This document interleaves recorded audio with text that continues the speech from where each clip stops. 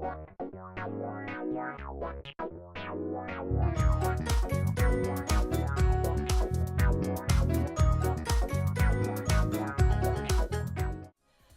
everyone, I'm Jack, UI UX designer, illustrator, animator, donut connoisseur. Happy Memorial Day weekend for everybody that has the holiday this weekend.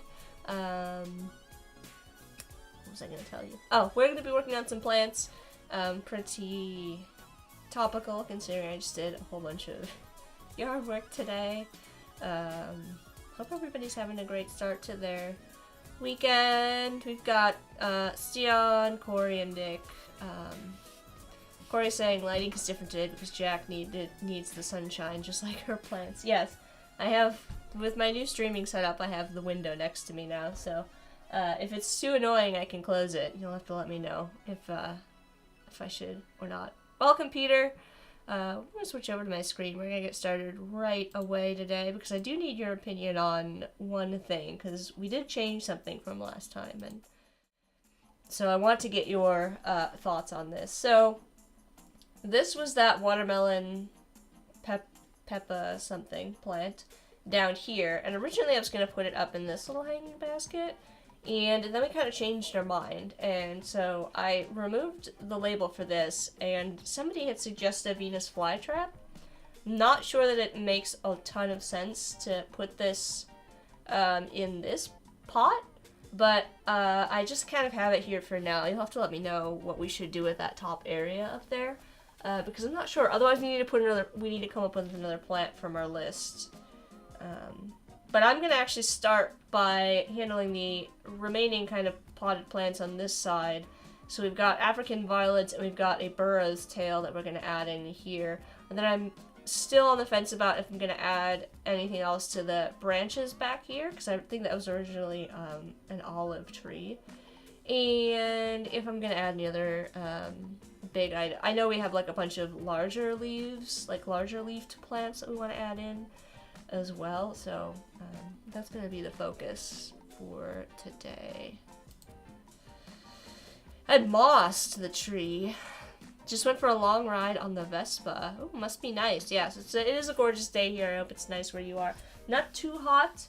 We're in the like nice part of the summer, right before it gets to be like, 90. So enjoy it while it lasts. Stian saying cover the window with paper and you get a nice soft box lighting for like $1. I do have some, what are they called? Curtains that I can kind of close a little bit. If that's better, you'll have to let me know. I don't want to be like completely in shade for you all, so. But I do like having the sun. Corey's saying a Vespa seems like it would be fun. Yeah, there were a couple people we were in college that had Vespas that they used to speed around campus on. I think more the Case students than the CIA students, but. And Stian's gotta find a shop that sells burro's tails here. Yeah, they're my favorite plant. They take forever to grow though, so they take a while to get like really large, and you can't actually touch them. I think I mentioned that before. If you touch the, I guess they're considered leaves, they will die, so you can't touch the leaves. I don't know what the deal is with that, but it's a fact. Peter's saying starting to see more and more of them. Yeah, I agree with that. Alright, let's go in here. We have to hide our big plant here because it always occupies so much. You can see I got like a few minutes ago an error about saving. I'm actually going to hide both of these that I'm using the brushes on to kind of conserve. It's actually fine when I'm streaming. When I'm streaming and also working on my computer, it just kind of eats up to me resources to have those kind of visible. So if you want me to kind of show them again, I'd be happy to do so. Nick has never seen one in person. What's a cactus or a monkey tail? Let's look up that. Yeah, Peter's saying in Chicago here I'm starting to see a lot more scooters. Well, it's also warmer there in Chicago now, so I didn't realize you were from Chicago, Peter. That's where I grew up, actually. So, monkey's tail. And you guys in Chicago are supposed to be quite warm next week, so... Oh, there's probably like a monkey's tail plant? Oh, it's a type of cactus. Oh, that's cool. It, like, grows down. Alright, we can try that one instead of a Venus flytrap. I kind of wanted to do a big Venus flytrap in the background instead, so we might do a monkey's tail. And they have, like, little flowers on them. They're kind of cute. We can also do a little, like, spine brush, maybe. Alright, let's try that. Let's do monkey's tail cactus. Alright. I'm still going to work on this side first, but it's good that we have something in there to add. So thank you for that suggestion. Stan says I just found it on Norwegian Craigslist. Yeah, Peter's saying in the 80s. It's supposed to be hot. I know you're going to be warmer than I am. I'll say that. We're not supposed to get quite there yet. Here in Ohio.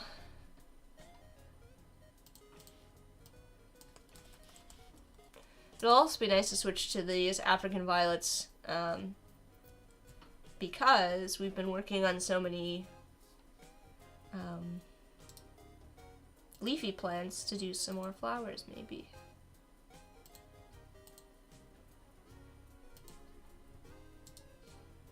I'm getting some mixed. Let's try African violets in like a big pot. Some of these show them with very, very large leaves.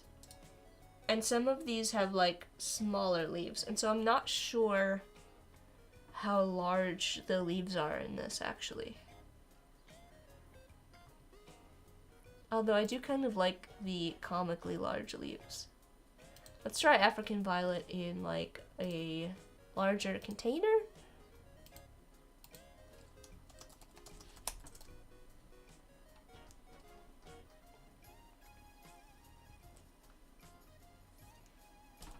Looking for like, how about, or just like a large plant. I'm just looking up pictures on Google Image, honestly. That's generally what I do to kind of get a sense of the plant that I'm trying to illustrate. They're sort of kind of all over the place right now. I'm wondering if there's like different species of them or like varieties of them, which is why I'm getting a lot of variation here.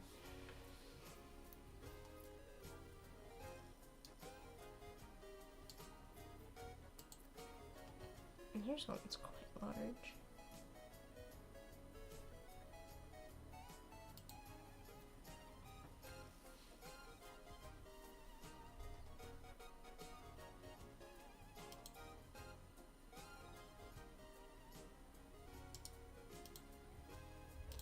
The African Violet Society.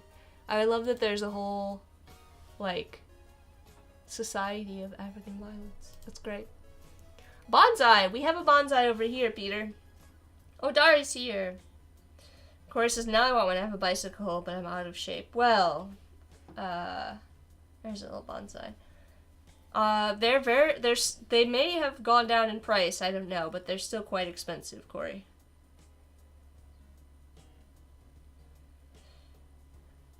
So, oh, Odari's here too. Welcome, Odari. Odari's another live streamer here on Behance, so be sure to go follow Odari. Odari, we were just going to get started on the African violets. I think that was one that you had maybe suggested. I can't remember now who suggested it. I know that you were in the chat when it was a suggestion, so. And I'm just trying to get a good sense of how this plant kind of grows. This also looks like it has, I think I'm gonna start with the leaves. Leaves kind of grow out and under, kind of like forming the base of the plant. They kind of fold down a little bit, and then the flowers, it looks like just kind of sit on top. So I think it should actually work out nicely inside of the pot that I've kind of designed for it. But we'll see. We might have to change, we might have to lighten this pot a little bit since it looks like the leaves are gonna be kind of a darker green. Alright, so let's start with basic shapes, as always. We're going to build this out, and then we're going to use our envelope distort again to kind of help us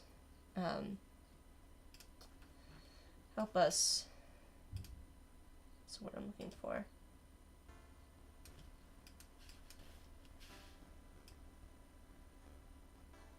Actually, I think this needs to be a little bit shorter. Oop. Yeah, come on. Bring this down a little bit.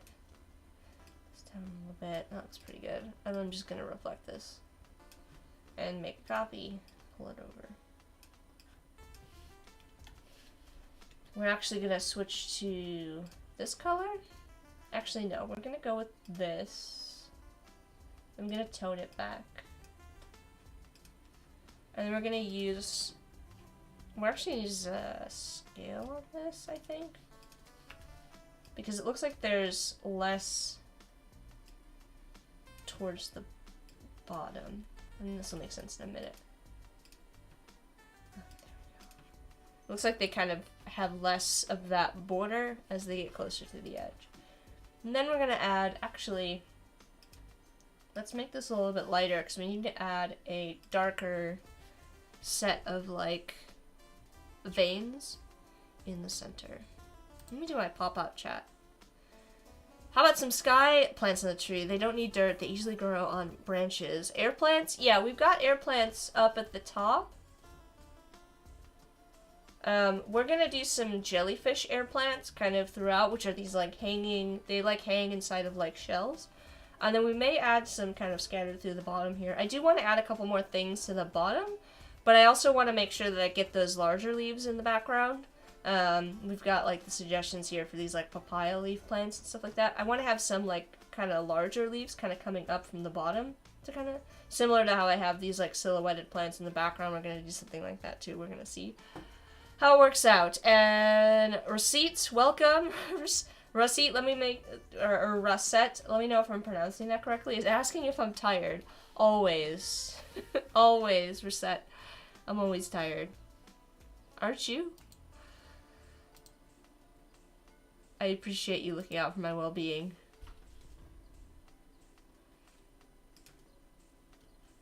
Alright, let's see what sort of line weight we used on this. Like 2 point. Might mean to make it a little bit larger. And I'm just gonna kind of start from here. We're not really gonna see the back of these because they're gonna be folded down. So I'm not gonna worry about that too much. I'm probably gonna use the same kind of trick that I used before with the blend to do this part. So we'll go over here and we'll switch our fill and stroke and we'll drop this down to 1. And then I'm going to copy and paste this. Go down here. I'm going to change this to 2. And make it longer. And then I'll let the blend kind of handle the transition between the two. Does that make sense?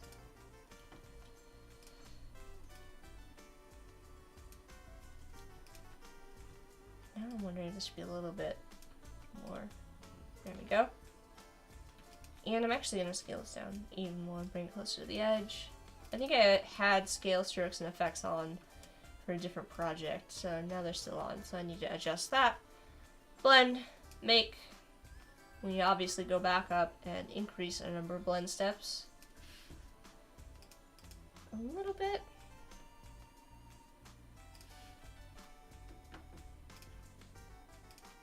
I'm also going to make some minor adjustments here since I think these need to be wider.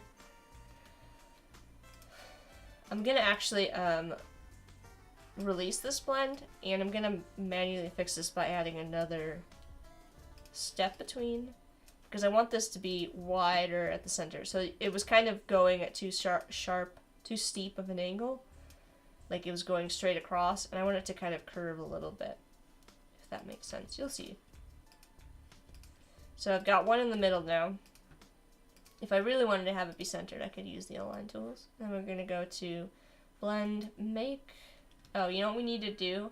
One thing that's kind of important when you're making a blend is you want to make sure that it's in the stacking order that you want it to blend. So 1, 2, and then 3. We want it to be in order. If they're out of order with like the middle on the top, it's going to blend from this to this and then back to the middle. So just kind of something to be aware of. As you're working, make sure that your blend shapes, if you're blending between more than 2, are in the same layer stacking order that you want them to blend. And then I'm actually just going to increase this one more, since I think that'll probably be good for the number of steps that I need. Okay. They do look like they have a little bit of that kind of dissolved edge. I don't know if I want to get too in the weeds with it. Oh. Although some of these look like they have kind of like a more translucent edge to them. So I'm not sure.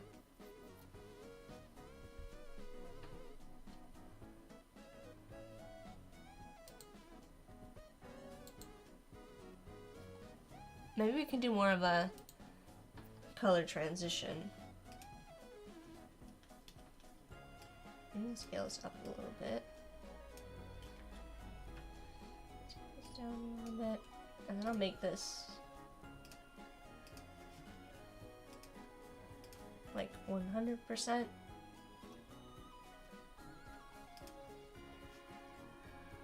We can also do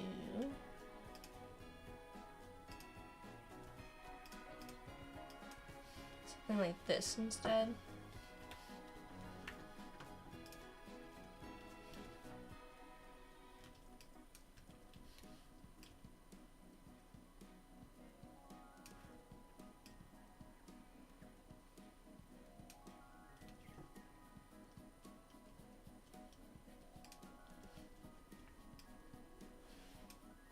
Oh, wrong one.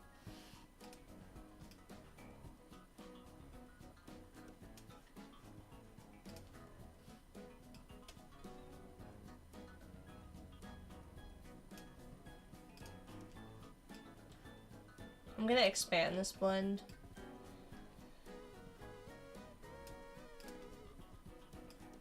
I'll group this leaf, copy it, move it over here. And then we're gonna go down here and we're gonna paste here.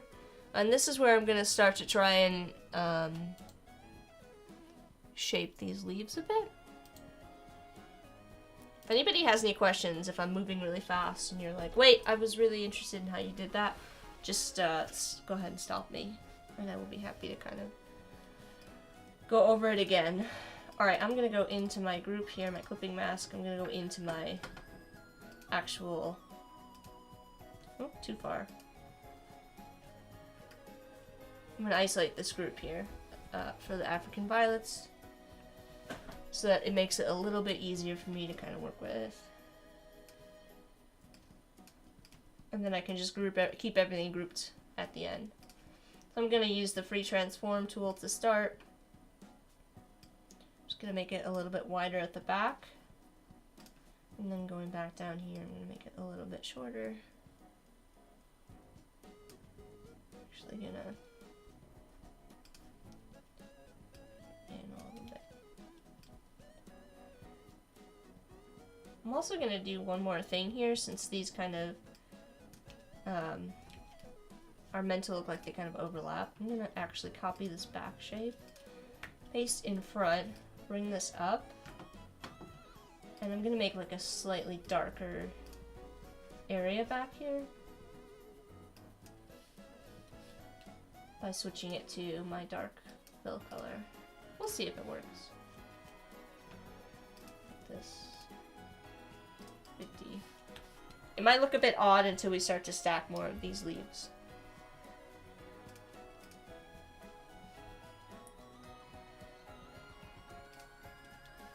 I'm actually gonna group this.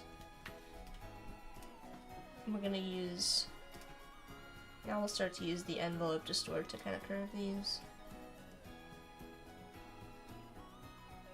Make with warp, and let's go vertical and not so much. We only want like a little bit of a curve. And I'm gonna scale this down just a bit, tilt it.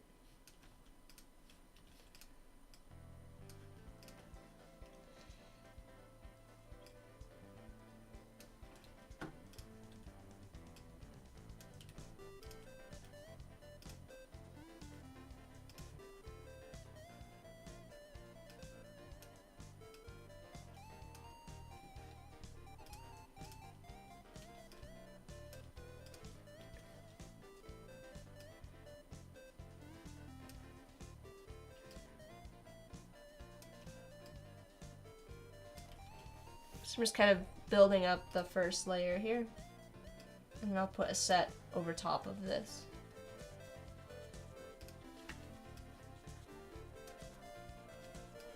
Let's actually skew this one quite a bit more.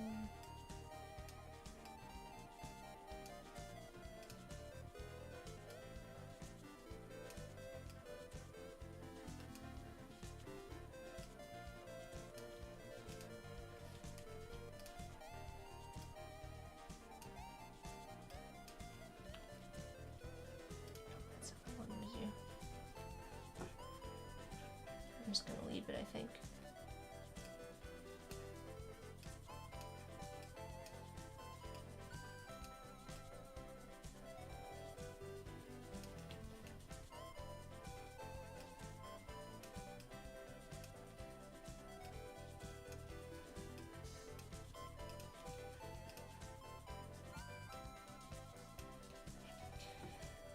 And now we'll do another set kind of on top.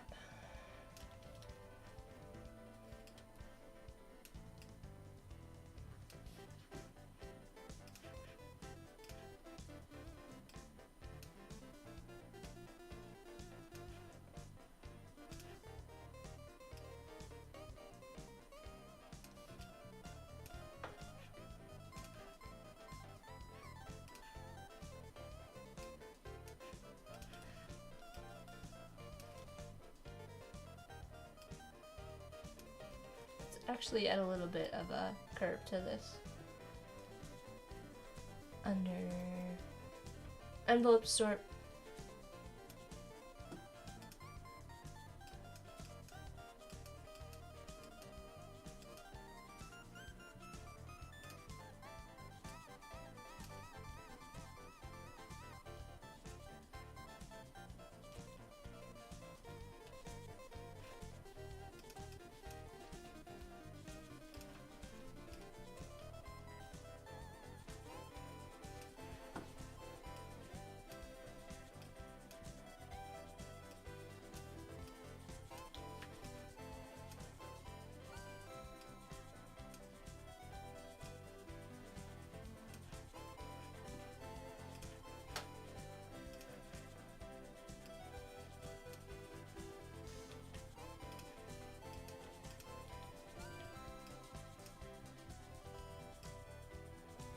I might need to just start over with another leaf here. Again, if you didn't know this, you can switch back and forth at the top here in the control bar between edit envelope and edit contents. So if I wanted to go in and edit the actual contents of my original shape and like delete out that shadow, I can do that. And then switch back to the envelope distort to continue kind of working with that. So, hot tip for you.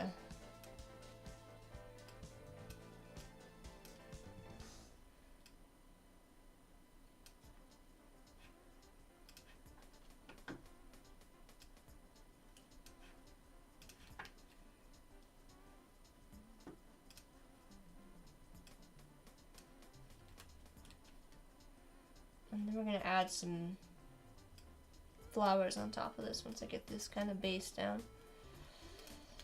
And now for the sides here.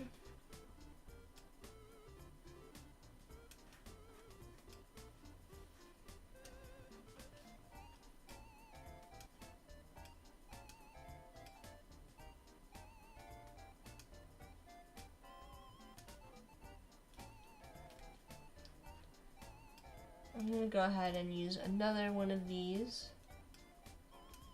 I'm going to turn it to the side. I'm going to skew it more flat. Add a little bit of perspective on this.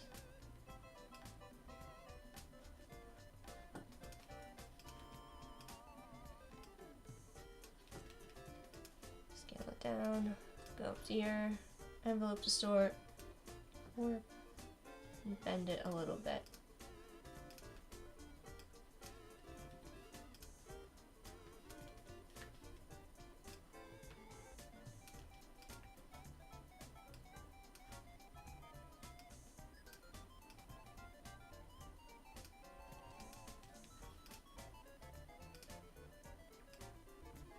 Maybe for this first one we don't have it so flat. And then we'll do some kind of in the back here.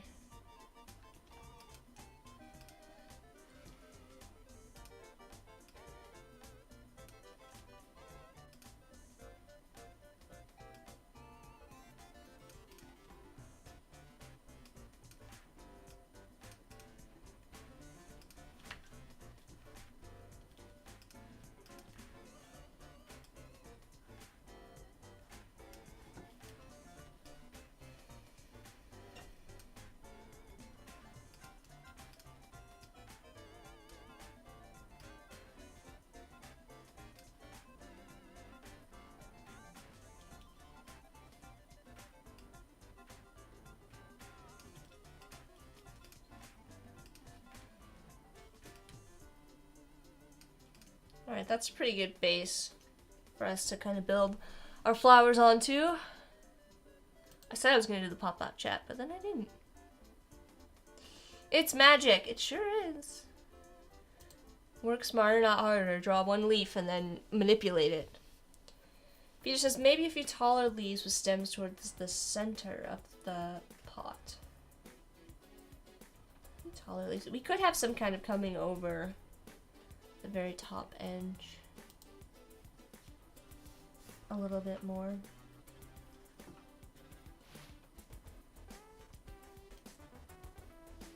We'd have to kind of flip them around. Let's see. Let's add a couple more, maybe like in the back, sticking up a little bit more so that they're a bit more visible. Like this.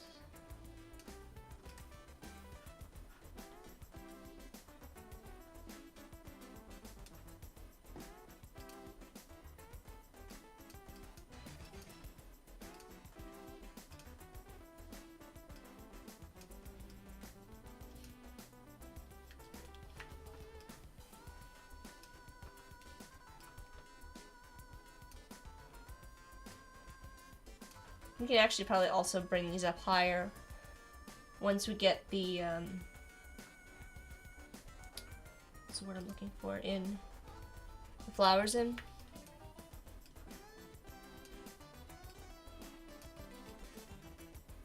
For now, I'll just kind of throw all these in here.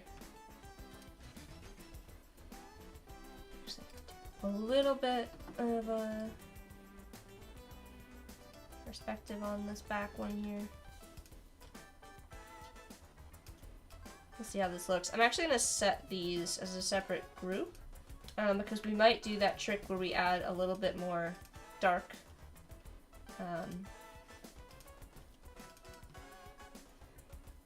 what's the word I'm looking for? Like darker value to the ones that are kind of in the background. Alright, we do want to separate these out from this group particularly. So our pot should be all together. This group should be all together, and then this group. I'm going to put these behind our pot.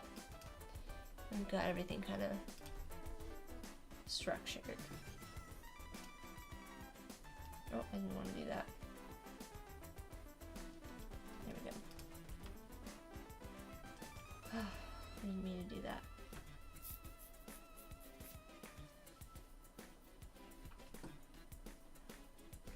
Giving it a minute. Okay. Okay. Now for the flowers. It's interesting that it looks like these flowers kind of all grow like straight up and then curves enough so that they open sort of facing forward instead of like normally flowers kind of grow and they open outward like at the top of the plant. But maybe it's just kind of deceptive because of the photos I'm looking at, though. It's kind of hard to tell. But let's do this flowers kind of head on as well, up in our kind of like working area, so that we can probably use the same technique to manipulate those. Hey Gareth, welcome! Gareth has been very, very busy in the Firefly Discord today. Speaking of. I wish I had like a close-up on just the flower. Oh, Nick's here too. I didn't see Nick sneak in. Oh, Odara says I got my mother-in-law, an African violet for her birthday last Sunday. They're very pretty plants. They have very like, the leaves, like I said, are really interesting. They look really thick and really like big. Like they have large leaves. Some of these flowers have really nice, like a subtle white or gold edge to them that I really, really like. And so I think we're gonna kind of try to do that on these. And they have about 1, 2, 3, 4, 5 petals, it looks like. 1, 2, 3, 4 overall. Alright, so let's kind of start with the central element here, which is going to be that like gold color. Start with our yellow, and let's start with a leaf shape. So I'm just going to start with a circle, and then I'm going to drag out the end here. And this is quite interesting because it has, let's do the polygon tool. I'm going to bring this down to get a triangle. It's like a cutout at the top, but it's kind of like a rounded cutout. So I'm probably going to cut this out of here. And then I'm going to like round the edge off, you'll see. Kind of like that. I could probably actually make that even a bit more dramatic so it shows through at a distance. There we go.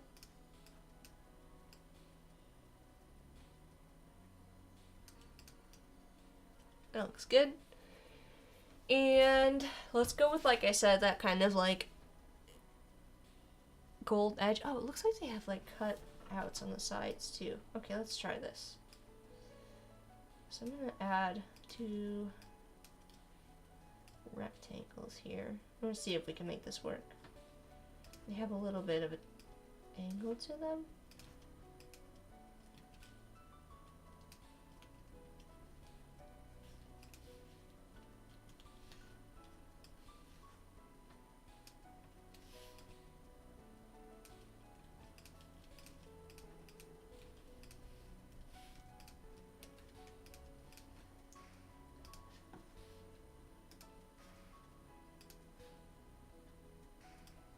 Oh, you know what? These are going to be a problem. Okay.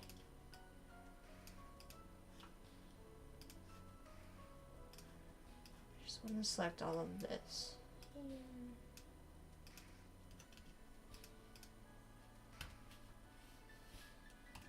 I might need to make these angled points instead.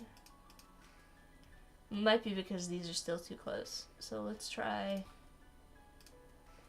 moving them up a bit. There we go.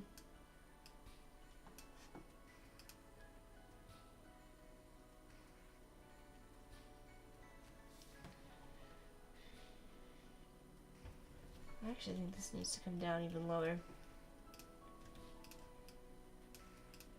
I'm trying to match the shapes that I see here as closely as I can in the petal. Make these.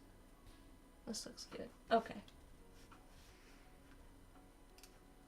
Honestly, this could be probably a little bit less, or a little bit more kind of pointy down here.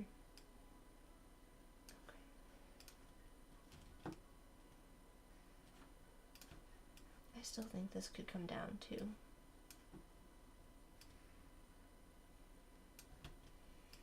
Alright, this will be in the center. Might need to be wider.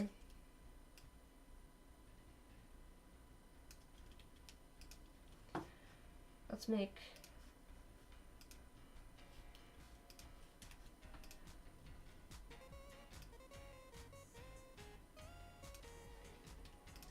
do this. Object, path, offset path. We're gonna need it to go really small. Like, can we do a negative half? Okay. Let's get this down a little bit. I'm actually gonna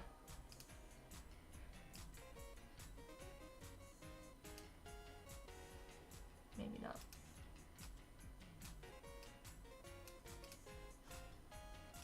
It's purple. Okay, looks pretty good. I feel like now I've made this too dramatic.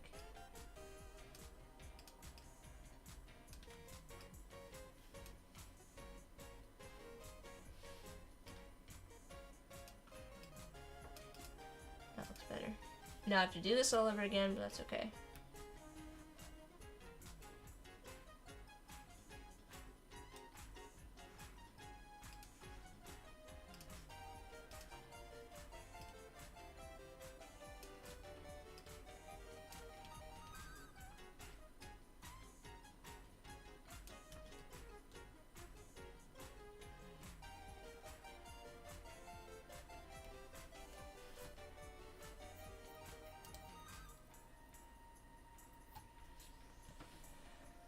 And then we're gonna do this.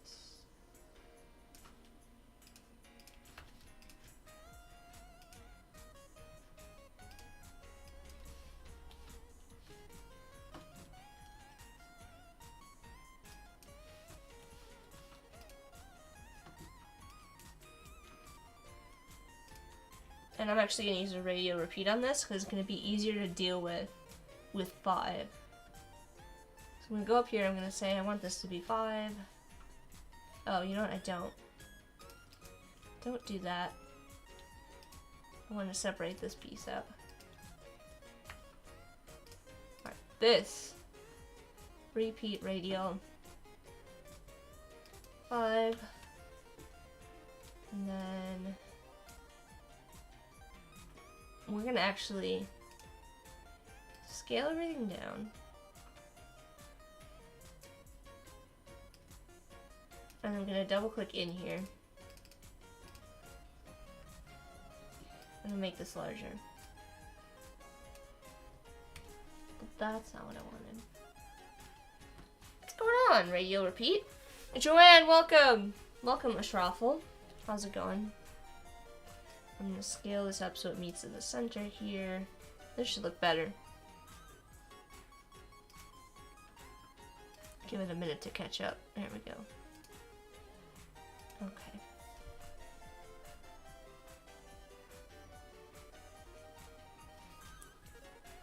Alright, that looks pretty close to the African violets I'm looking at here.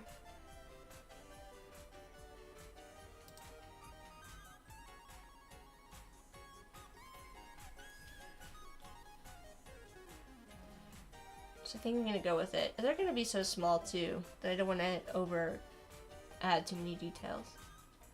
You know, the one last thing I might want to add here is just those like 3 stamen circles, essentially. I believe that's what they're called. Not up on my plant anatomy. But I just want to have a little bit of texture in here because they're not like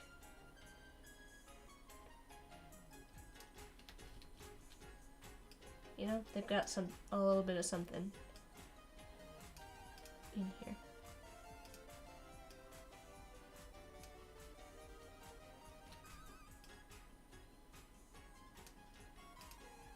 And then we'll group everything together.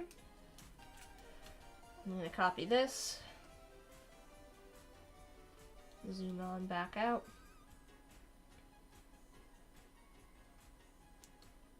I'm actually going to put these on my working layer. I think that some of this stuff is starting to interfere with my file. You can see it's getting a little rough to work with. Okay, hide that. How's it going, Joanne?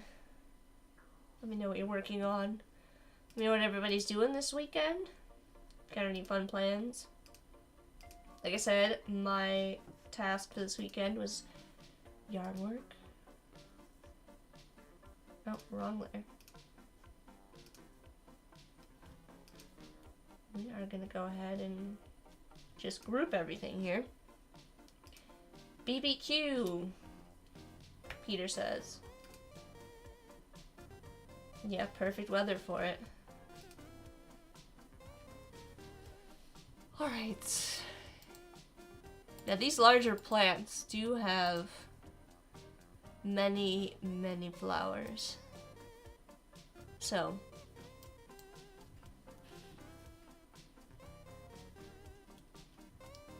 we don't need this. I just came along for the ride. So let's put one here. I'm just gonna kind of start things off. Actually, I think that size is kind of perfect. Alright.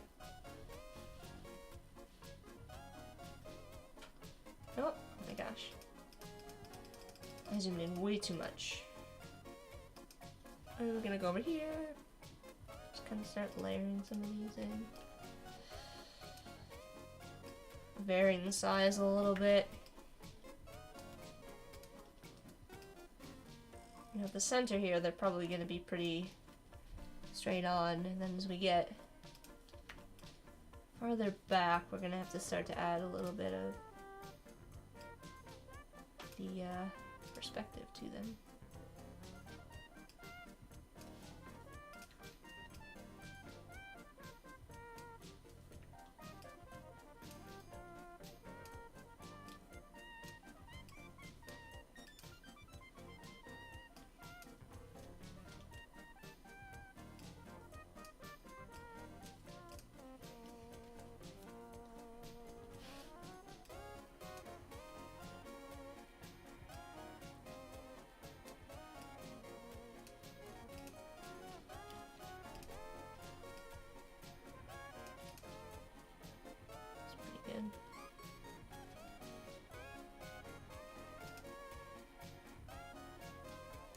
Copy and paste, always.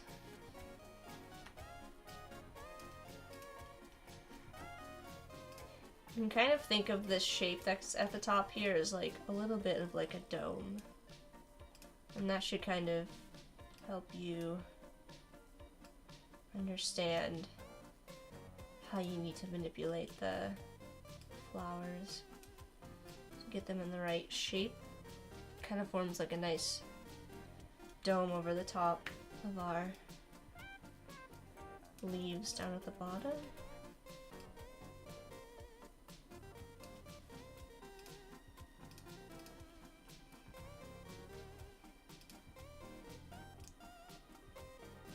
We still have to do like a little bit of a final pass in terms of the shading on everything.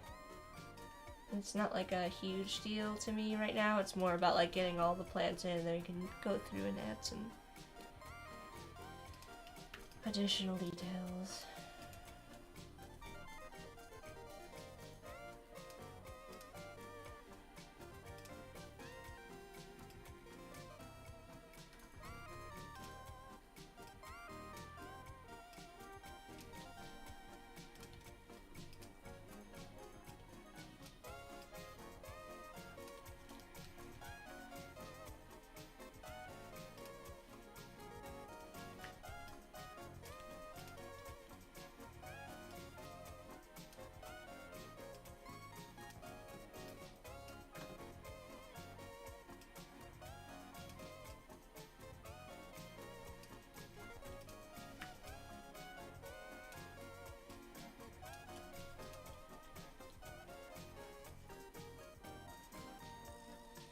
And then I also don't want to forget to add more of these ones that are kind of like sticking out.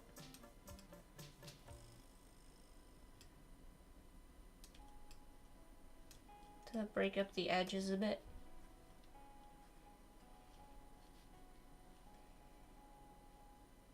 And then I'll probably cheat a little bit here and copy and paste these. And just kind of rearrange them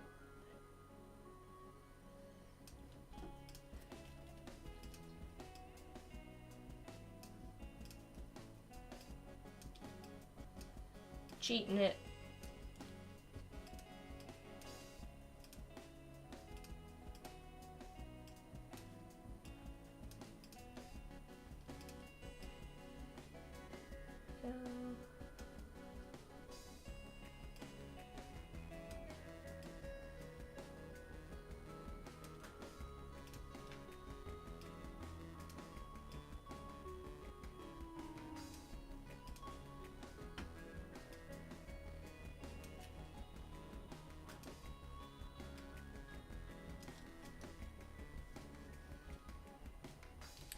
Peter says that looks very nice. Thank you.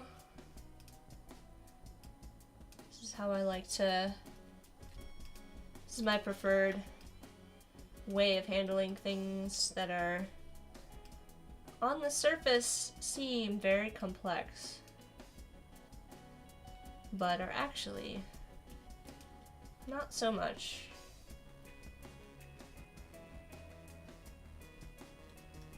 When you get down to it.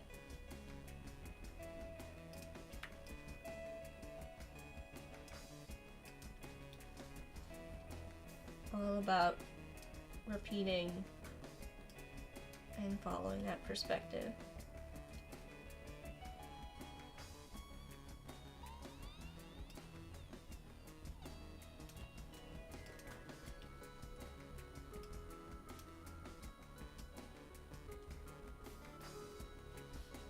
I don't think I actually want that, but I do want to rotate this whole thing, I think. Just a bit. It'll make everything a little bit larger. There we go. Yeah, Peter's saying you could darken some of the petals here and there. Yeah, we'll want to probably do that in the back here with some of these leaves. I'll probably actually do 2 sets. So I'll copy this group, pull this out here.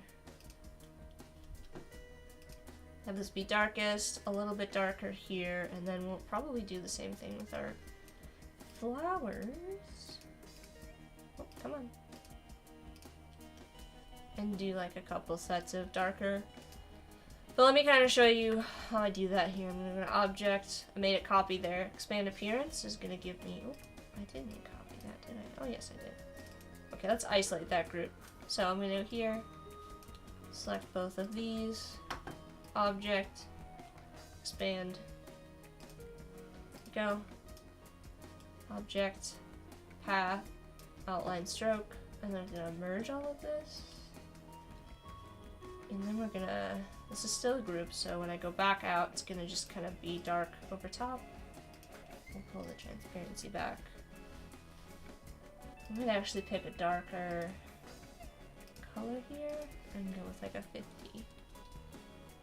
So I've got some darker leaves back there. Let's do...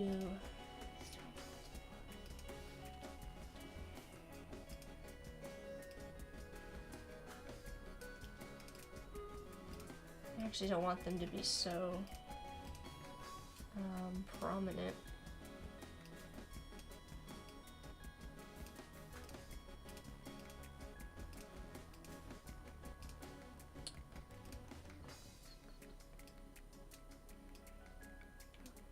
Kind of let the tops come out a little bit of light there.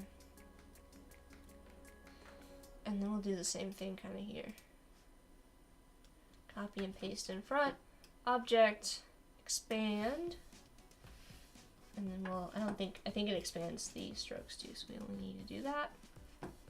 Just gonna eyedropper this here, pull this down even farther. Can do like a 15. Just gonna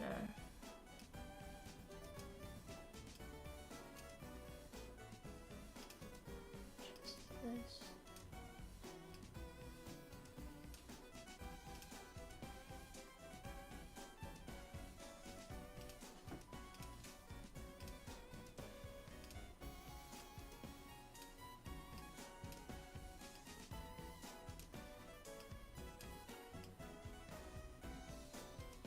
Okay. And I've got a little bit of shading going on. We probably need to move that pot now so we can see more of our plant. Let me get rid of this.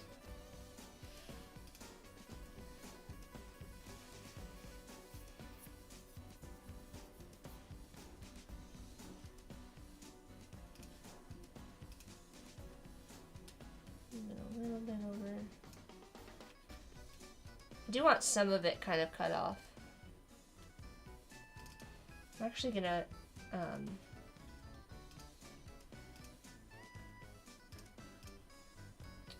select both of these. I don't want this to be like dead center.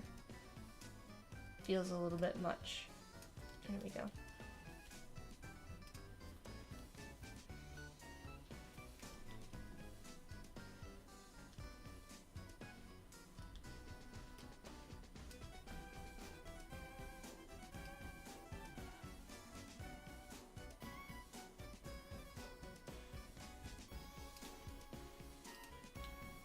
It's better.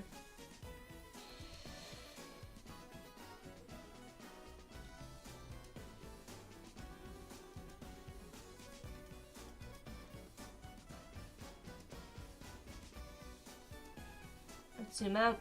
I don't know that I want to go through and add all of the shading right now to each of the petals, since I kind of want to move on to another plant, but I'm going to do one more thing here, and I'm actually going to take this whole group, and I'm going to copy and paste in. I don't think I did that right.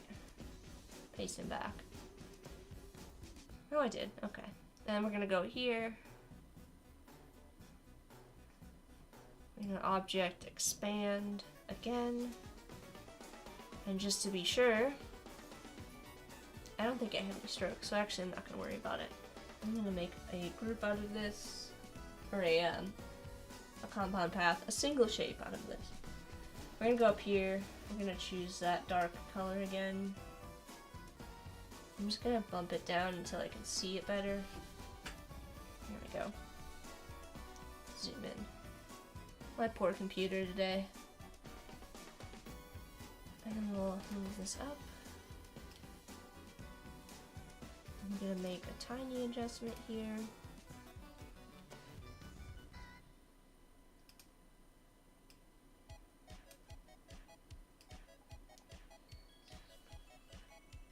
Come on. Come on, Illustrator, you can do it.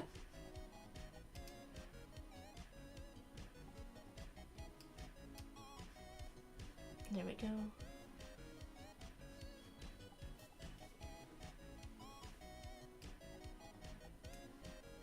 And then we'll make this a little bit lighter. Just to kind of add the shadow from our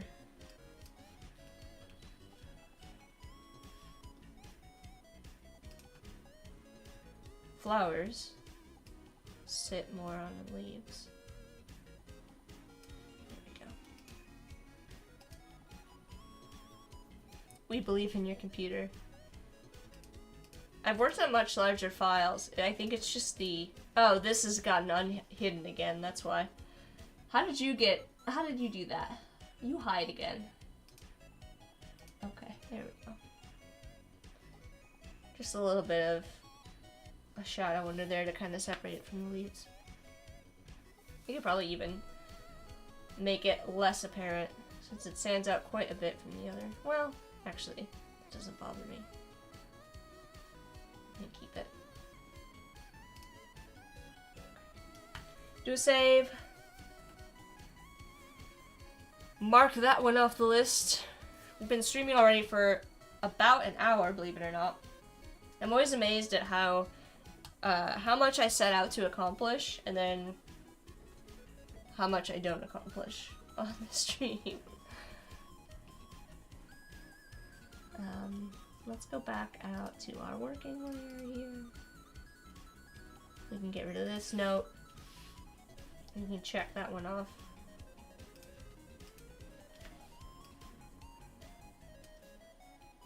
Although, then when you look at the list, you're like, well, actually, we did pretty good. So. The next one's gonna be the Burrow's Tail, I think. And those are quite difficult. And I might have to think about how I'm gonna simplify this for the sake of this illustration. We've done a Burrow's Tail before for the space plants, the space garden, and it was quite detailed and it was quite time consuming to do that. Let me kind of pull that up for a sec if you don't know what I'm talking about. Did this, I feel like we did this last summer. I must just have like a thing about drawing plants in the summer. Similar to how I always do the haunted, you know, haunted house, haunted thing every fall. Because I did the space plants, what did I say, last spring? Let's see if we can find that one real quick. I still have to post the haunted pantry, haunted larder. Wow, did I really do the space plants that long ago? Oh, here we go. Space garden. So these were quite elaborate Burrow's Tails, and they took me a long time to do, so I don't think we're gonna get that detailed with them this time. Oh, we did some little Venus flytraps too, I forgot about that. We're not gonna get that detailed with them this time. Because those were very time consuming. Stian says they look awesome though. It was a lot of fun to do. I don't know that I would.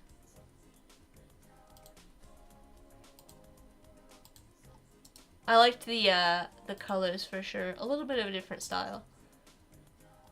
So.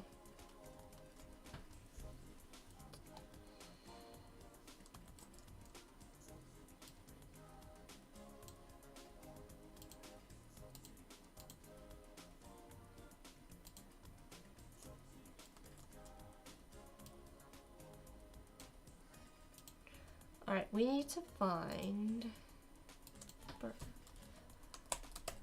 Burrow's Tail. Just want to get a visual. I know that they have branches that hang down. I'm wondering if we can do a brush for this. Since they kind of, when they get really long, they have kind of like a braided look. And for this illustration in particular, I do want to have them hanging down a lot more than we did for the space plants, space garden. For the space garden, it was a matter of like conserving time, and so I kept them pretty short. And also just the perspective that they were in, it made sense to have them short. And I don't think we're gonna do that this time. I think we're gonna make them nice and long.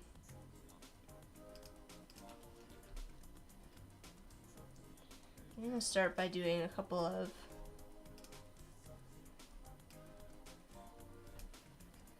kind of blueprint lines for myself here.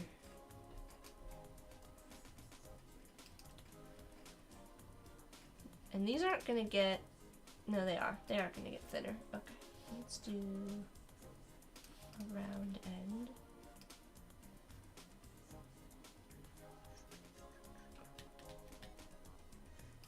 This one out.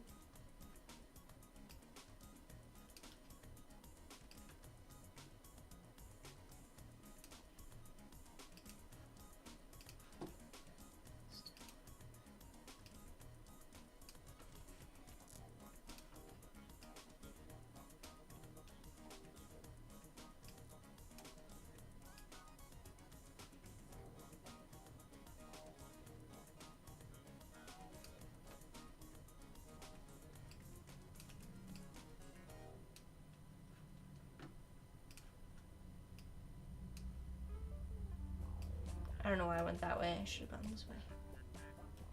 Okay. Let me copy. Paste up front.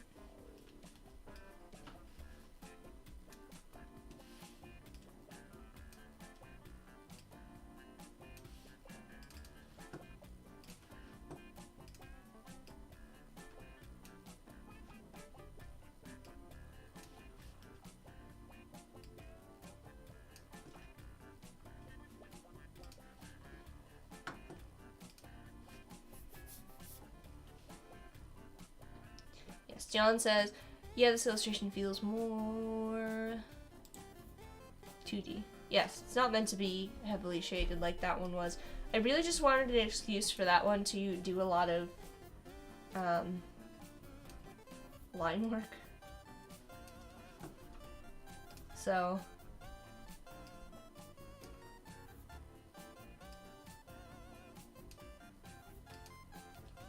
alright, that looks pretty good. I'm gonna group all of these, and let's see if we can make a brush. If we can make a brush, what I'm gonna do probably is make a brush and apply it. I'll make 2 brushes for either side, and maybe a third for the middle pieces, and see if we can make it work. It'll be a pattern brush, so let's try that. This may not work, or it may work brilliantly. So we're gonna start with our shape here. This is gonna be kind of like our bright green. We may add a little bit of shading to it. See, I'm already making this overly complicated. Just gonna pull this down a little bit and round it out. So there's kind of our first one. And then for the side one, it needs to be longer. Just come over a little bit. I'm gonna round this one out so that I can then go here and adjust this shape. Which means I need to change the angle on all of these, which is fine.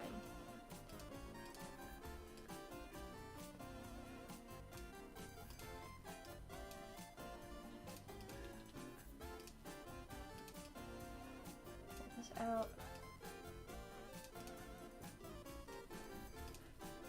Like too many points right here.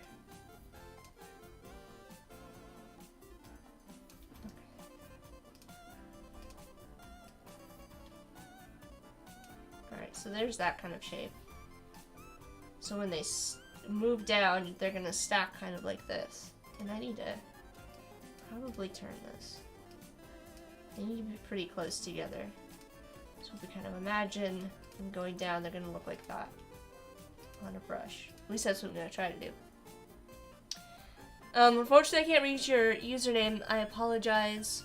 I only speak English, but this user's asking what did you do? So I am working on an illustration here.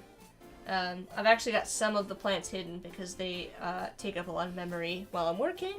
But we're working on this illustration just for fun.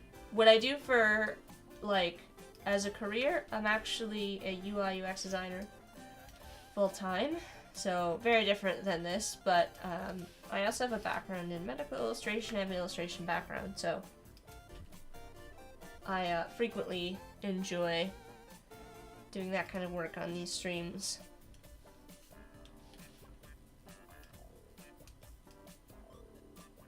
So that's about me.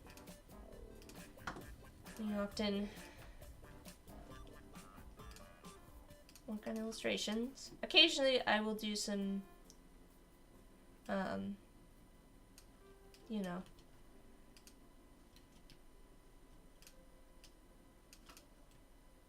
UI UX work. We've done some for clients in the past, like if you all remember David, the jeweler's website that we did on stream, but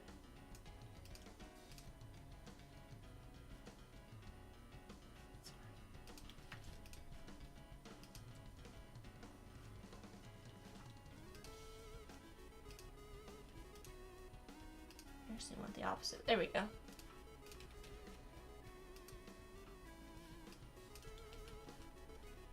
And we're gonna make a group, copy and paste, reflect, and then I'm gonna use this to align.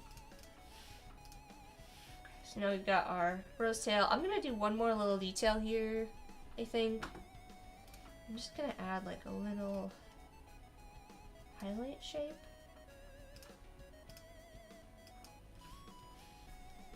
I think will look nice on these.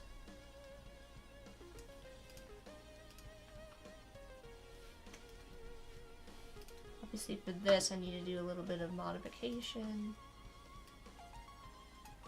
Again, just kind of following the shape of this.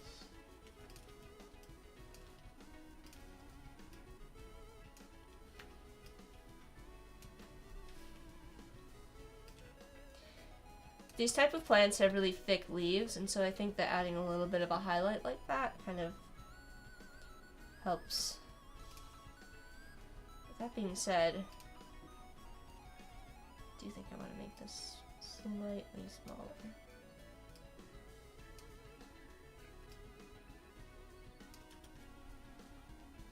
There we go.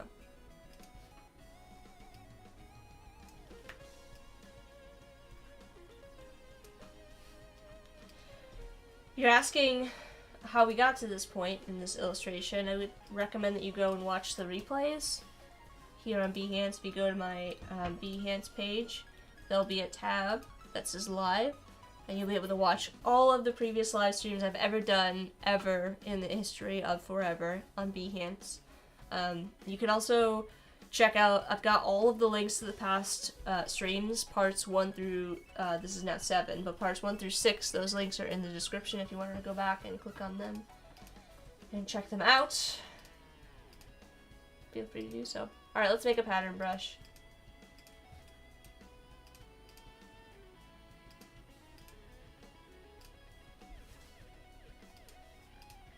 There we go. I actually think I need to rotate it. So you can see the direction that everything is kind of following. And it's hard to see from this view, but if we kind of zoom in here, they're straight up and down. And that was my fault, because we want to orient them in the direction that this arrow is pointing, because that's the direction that they're going to follow. So what we actually need to do in order to make this brush, we need to rotate them so they point this way, which seems counterintuitive, but we want to follow that arrow so that when we draw our line, they're going to point in the right direction. Take a new brush. Hi Sandy, welcome to the stream. Alright, so now they're pointed the right way. And I'm actually just going to leave this be. And we're going to see what it looks like on a path. So now I'll draw one kind of going down. Change it to a line, and then we'll go ahead and apply it. So you can see kind of how they're going to look. Now for this, I'm actually going to want to go in and edit this, and I'm going to want to actually specify the spacing down here. Actually, no, I'm not. I'm going to want to... What do I want to do? How do I want to do this? I want to add an overlap.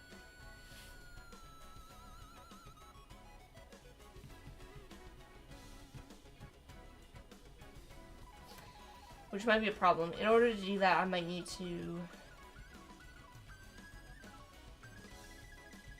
overlap them slightly in the individual shapes. Alright, so let's see here. If you ever want to edit a brush, a little tip for you, you can actually drag the shapes out onto the artboard, and you can see how they kind of fit inside of this space. So if I wanted to change this corner to be something specific, for example, if I didn't like the way that that looked. And so I'm actually going to double click in here. And with this box, I'm going to duplicate all of this and move it down. I just want this to have a slight overlap to it. So now we've got that set up. I'm going to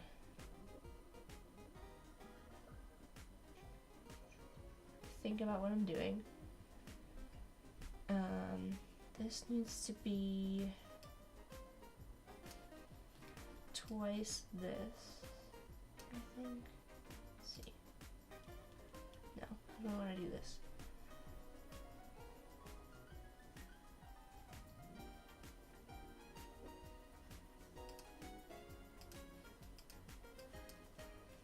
Okay, I think I need to do this again. I actually need 3.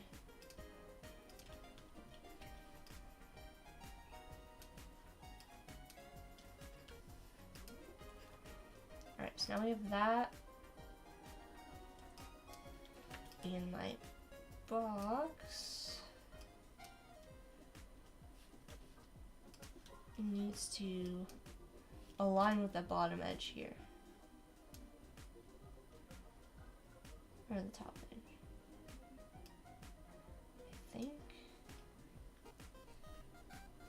I think this is what I need. Okay, let's try this. So I guess I don't need this one at all. Let's open a brush window.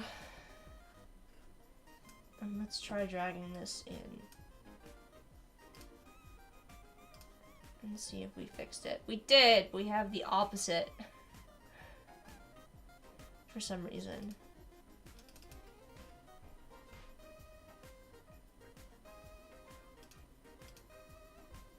Why do we have the opposite?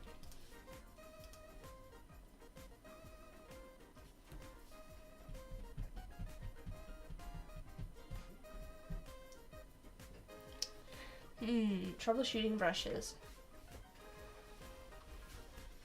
You see what I mean about how it's like the opposite of what I want it to be?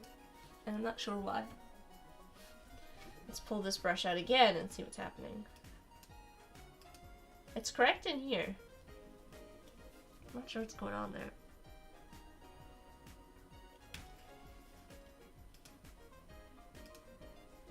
Very confusing.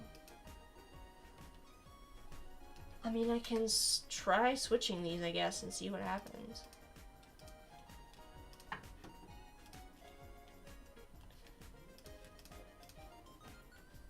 Oh, you know what? I'm wondering if this is not in front of everything. Let's try that. Okay, that sort of fixed it.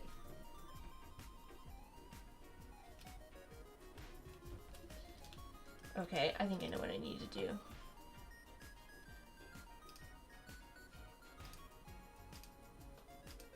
I don't want to stretch to fit, and I don't want to add space to fit. Oh, it looks like it's taking into account the whole thing. Okay, let's try this. I'm gonna make a clipping mask.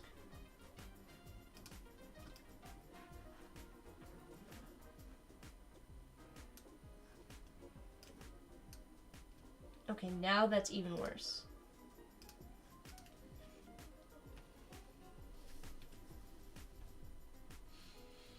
I feel like I've run into this problem before, but this is normally how I fix it.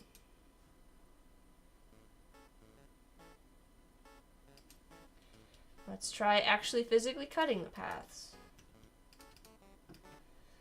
Ungroup. Let's do a object, path, divide objects below. You could also use Pathfinder divide for this. Alright, let's see if this works. Okay, maybe this worked. Whew. Yes, it looks like that worked. Although now we're gonna have this weird end. We can just... we'll see how we can fix that. You can add additional like stop and end points. Let's try that. So I'm gonna add... oh, it's not actually loopy. There we go. So you can see that's not actually what I want. I want to add an end point to this. So we're gonna go to the far one. And now, okay, well that kind of worked. Okay, let's think. Let's brainstorm this problem now. We need to do another copy of this and another copy of this, and we need to... one of these needs to be like this. I'll use a Pathfinder divide for this now. Over here. Oh, nope, nope. Okay. Pathfinder divide. Delete this. So this, I think, is what I need for the bottom shape here. Why is this all grouped? Ungroup. Alright, we'll drag this to the end. Hit OK. Apply the strokes. Yep, now we've got the bottom there. And then for the top, we need to do essentially the opposite. I need to drag this over here. We're doing very complicated brush. Nope, wrong way. Oh, right way. Okay. Very complicated brush stuff today.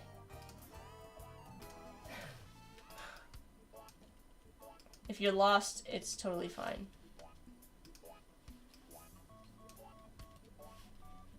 Oh my gosh, I really messed that up.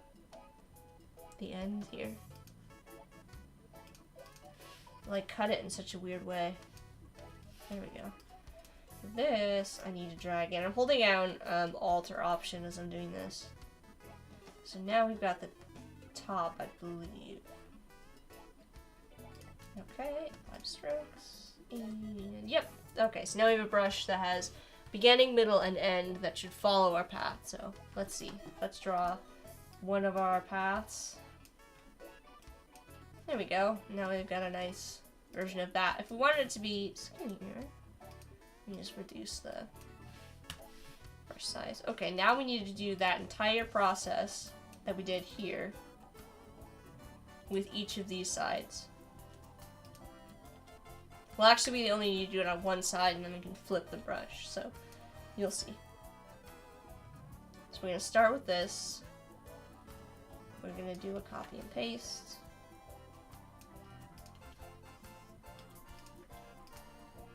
I need to have, let's make these consistent.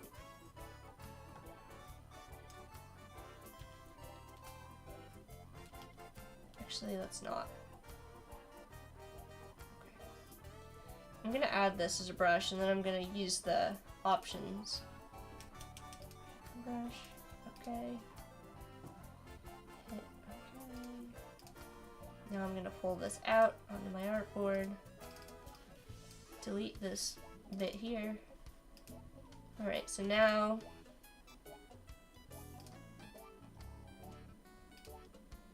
let's pull this in. And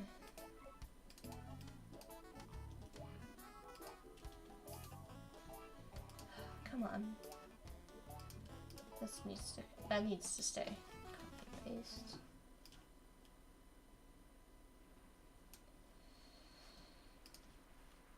With this. This is just so I can figure out where this.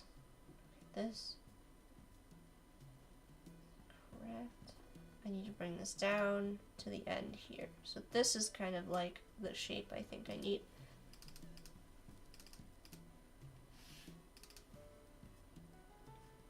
So we're going to make that middle piece like the same way.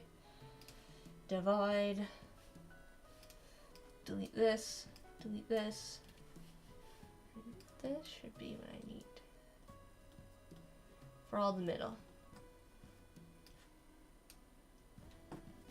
Hit OK. Let's copy this line here, move it over, and let's add this. Okay, so this pretty much looks correct. I'm gonna put it behind. Move it out a little bit. Okay. And we need to do with the top. I'm actually just gonna leave it in the same place. Okay. Do the same thing here, copy and paste, and then do another copy and paste. And we'll do the bottom piece by going this way.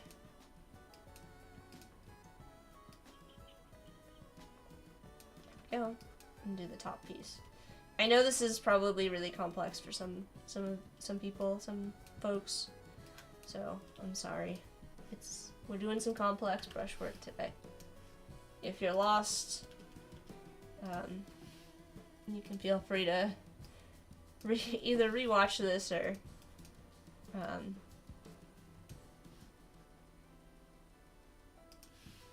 there's actually quite a few good tutorials on making brushes. I suppose we could do a challenge on that at some point in the future. So we've got the bottom end here. Just like that. And you can see the way they kind of line up. The only thing I don't have in there is the corner, but since we're not doing sharp corners, it's not like a huge deal. If it becomes a problem when we do the curves, we can deal with it then. But there, now you can see we've got all of our shapes. And now I'm just going to duplicate this brush. And I'm actually just going to flip it. So we're going to go down here, we're going to go to edit our brush. And it makes it easy once you get to this point that we can flip it along the axis here. Let's make sure that that worked. There we go. There we go. That looks pretty good, to be honest with you, for kind of the style that we're going for our Burrow's tail. So I think we're going to be in good shape. Let's actually, just for safety, we're going to put this all in our working layer so we have a copy of it. So I actually can see myself using this brush quite a lot in the future. I think at the end of this we're going to do a subscriber project that gives you all access to these brushes that I made. Alright, I am going to copy and paste to make a second group here on top of my original brush strokes, since I think I want to keep them in the background just in case. And then we're going to just go here and I'm just going to apply that center one to it. So that kind of adds all of our shapes in here. I'm going to put some of these behind, just do a little reorganization right now while I'm here. Woohoo on the sub, Sion says. Yeah, I need to get on that.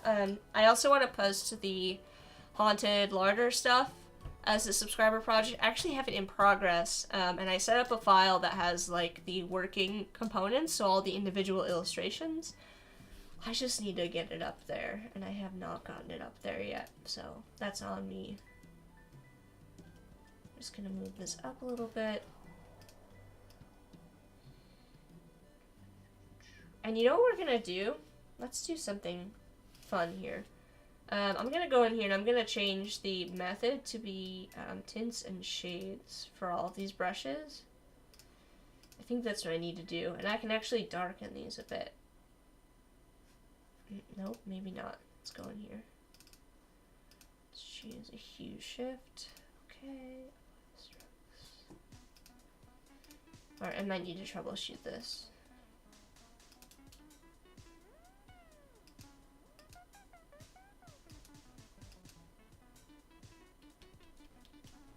I know that there's a way to do this. Oh, I'm editing the wrong brush. Okay, well, probably should be doing the right one. There we go. It's like, why isn't anything changing? Tints and shades, tints. Okay, this isn't what I want.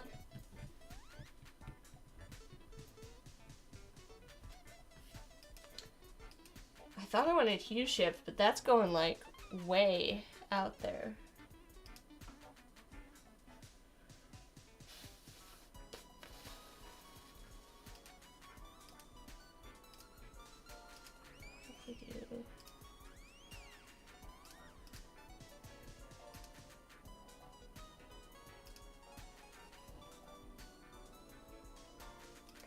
I might need to just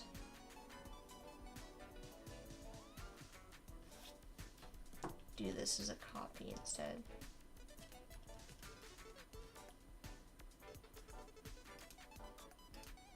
Alright, let's go back to our original color.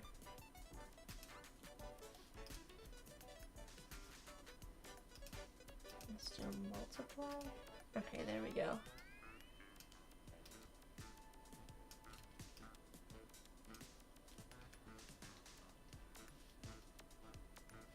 There we go.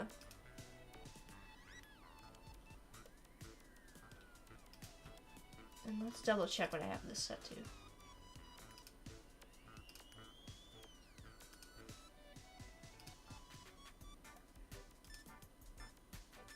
I don't know how I did that. We'll figure it out in a minute.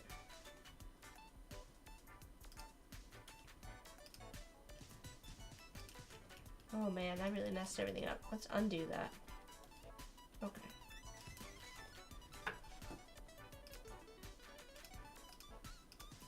just do a regular multiply.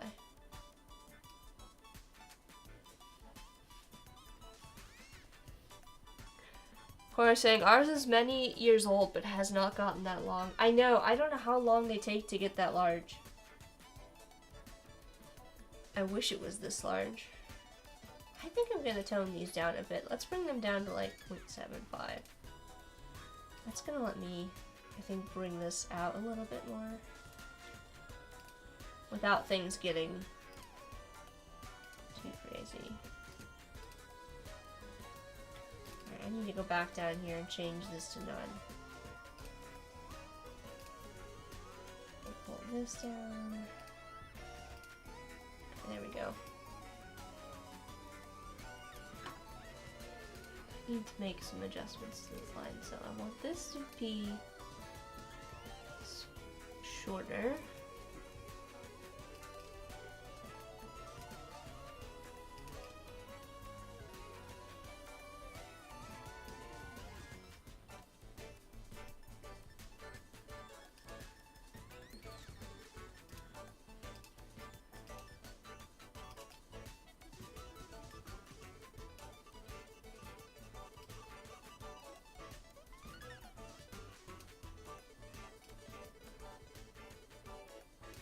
And then let this kind of come out more.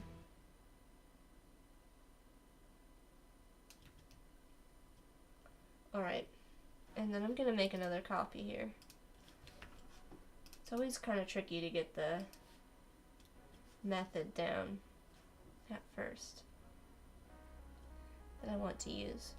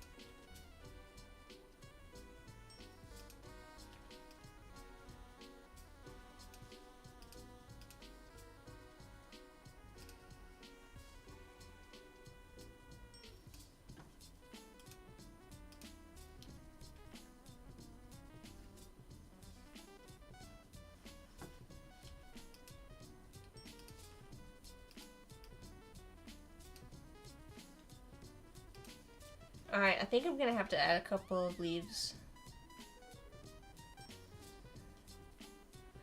over top as well to kind of like deal with that top area.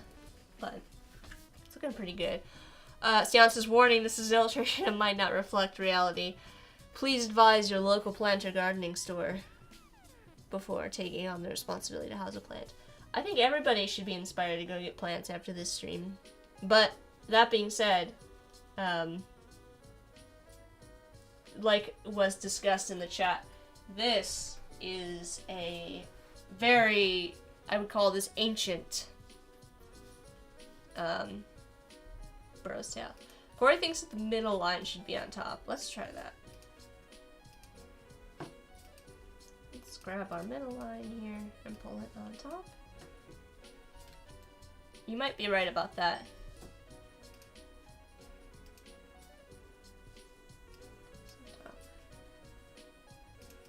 Although I might also want to bring that in now a little bit. At least on this middle string. Stian says I always go get some plants. You're gonna have a full greenhouse by the time we're done with this, Stian. Alright, there we go. Slow and steady progress. I think this, like I said, I think this was worth it though, because we have this really nice brush to work with, which makes adding like consistently more of these real easy. And I like that. Do want to pull this down a little bit. and pull it out a little bit. We'll make this one, make sure it's back there. Copy and paste. Screen. Group. Paste it back. Ooh. Something weird happened there. I don't think I copied the whole brush. I didn't.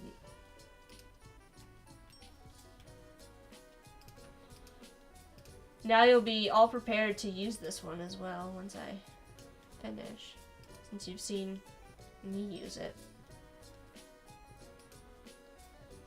Alright, let's isolate this group, but you want to pull this out a little bit farther.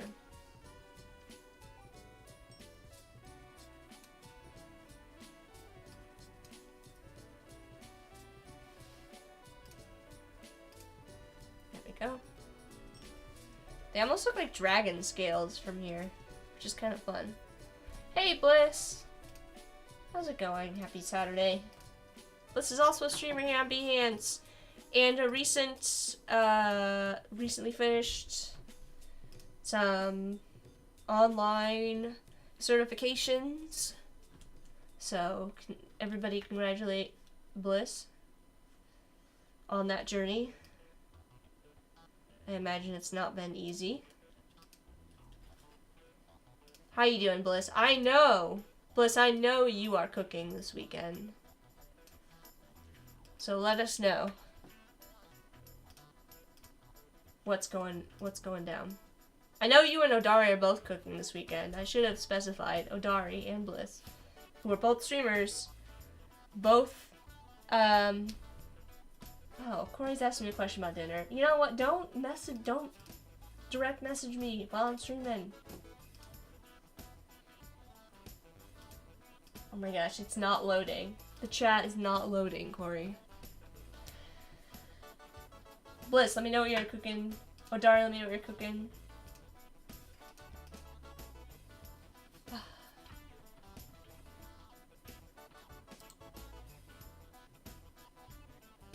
I think I lost a message. No, Corey asked me a question about dinner. He sent me a message while I'm streaming.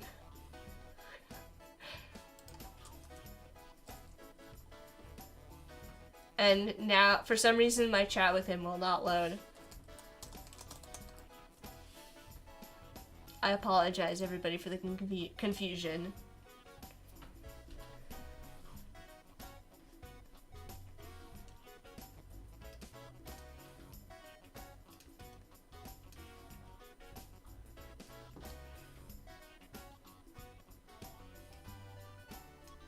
Who's talking about the Behance chat?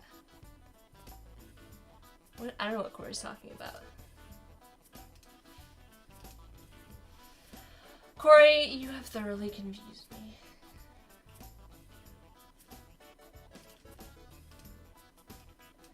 What chat are you talking about?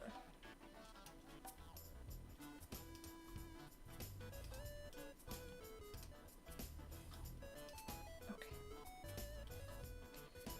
Bliss is cooking beef and pork. Nice.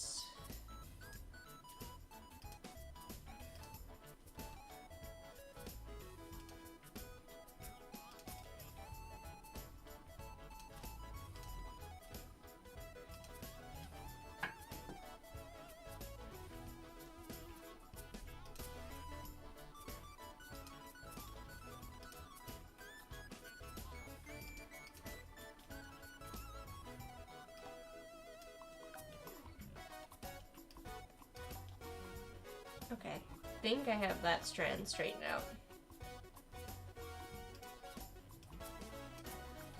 Group, that one was a little tricky because of the perspective on it. Oh, interesting. Bliss said cooking beef and pork shoulder, and it moderated. It removed shoulder. What's wrong with shoulder? Oh, because you wrote pork butt. Okay. Well, you know, Behance.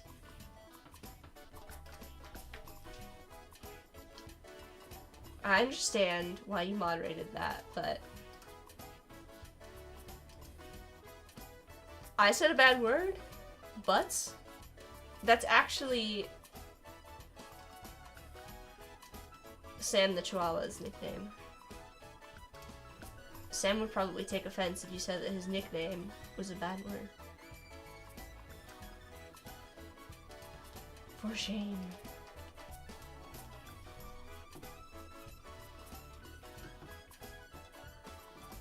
You say booty when you're streaming, Bliss? That's one way to get around it.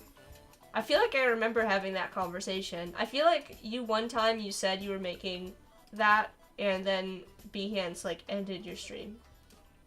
It was like, no.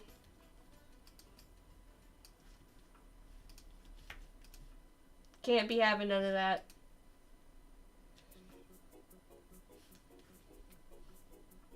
I guess it's okay with butt now. That's because I said it. It was like, no, this is fine. I guess it's fine. Listen, I don't pretend to understand the rules.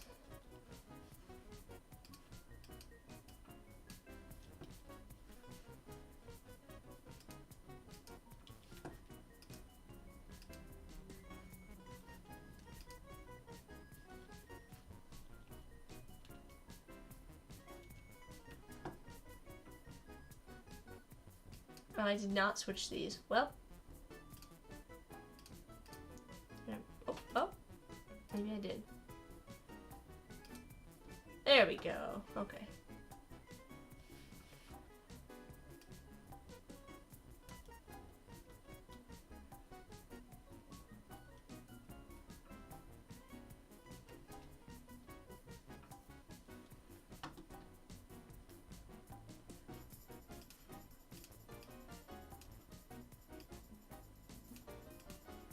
There we go. These are fun. I probably want to add a couple, like, underneath here, just to kind of make them come like, look like they, like, are come to a point instead, but, you know. Overall, I'm very satisfied with the way that this plant looks.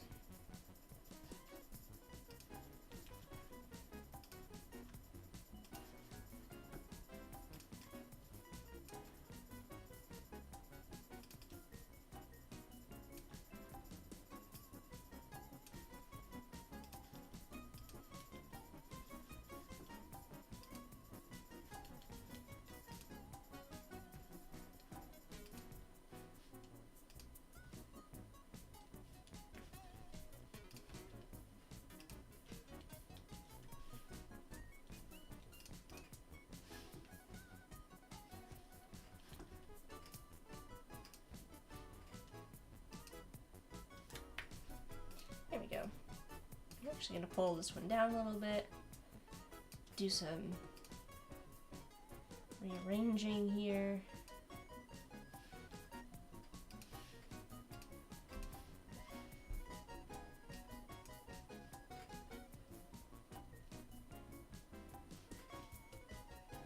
No.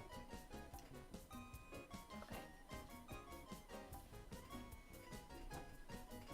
And then, like I said, we're gonna go back out. Go back to our working layer here. I'm gonna grab one of these groups.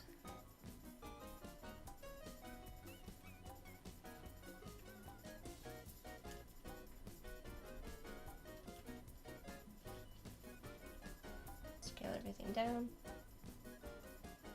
Approximate size. Whoop, too much. Too much. Go back.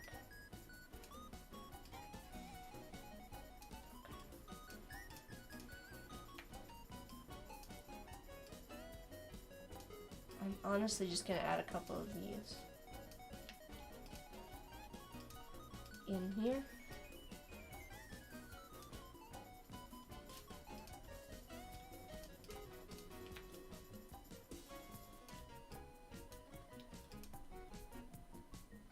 So that they come to a point similar to the actual plant.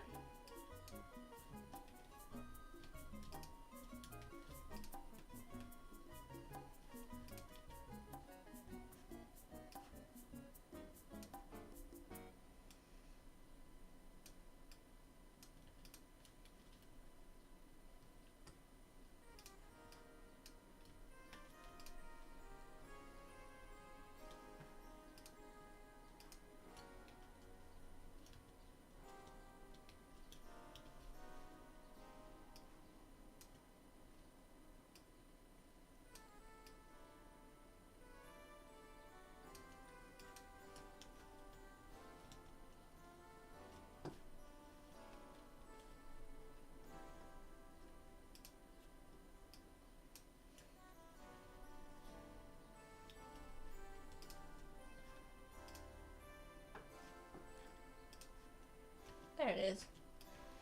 Found you.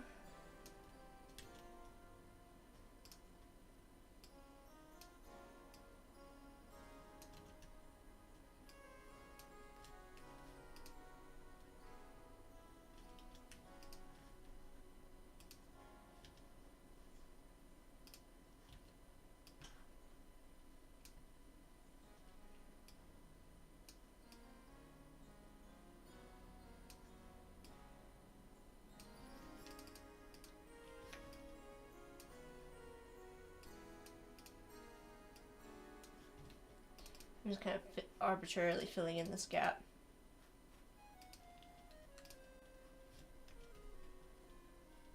I think that's everything. Yep. Burrow's tails. Complete. I said I was going to do something else with this, and now I've totally forgotten. But that's okay.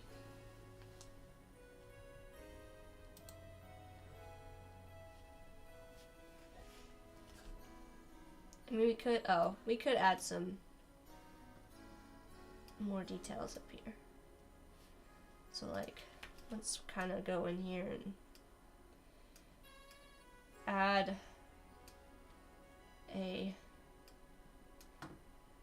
a few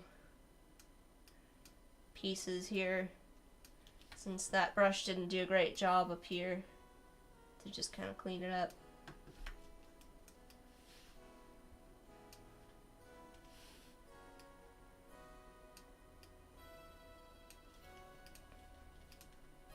You know.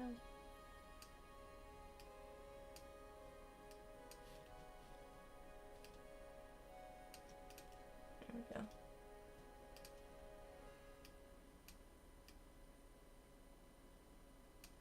Just make this transition look a little bit more natural. Same over here.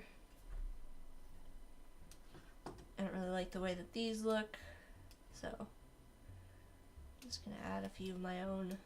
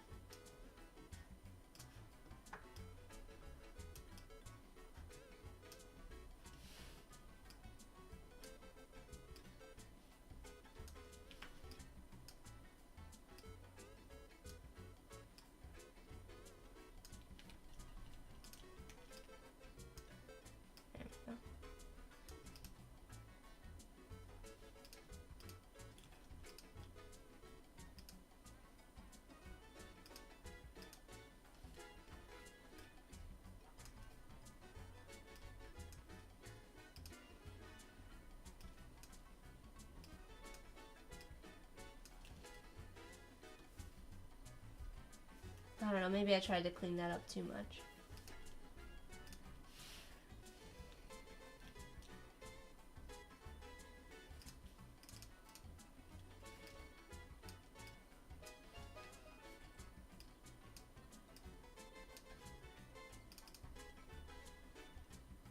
That's a little bit better.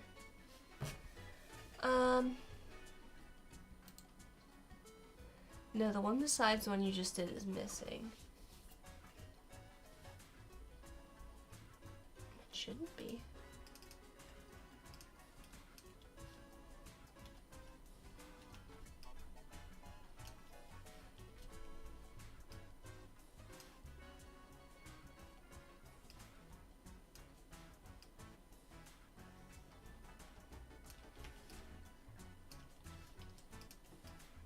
We're just gonna add a couple in here. Kind of in the background.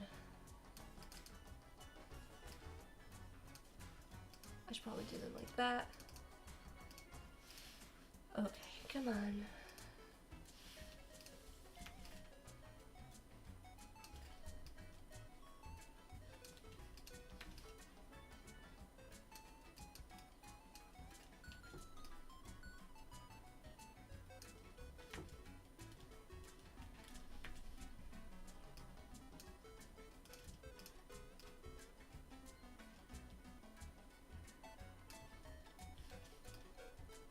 And I'll make these darker.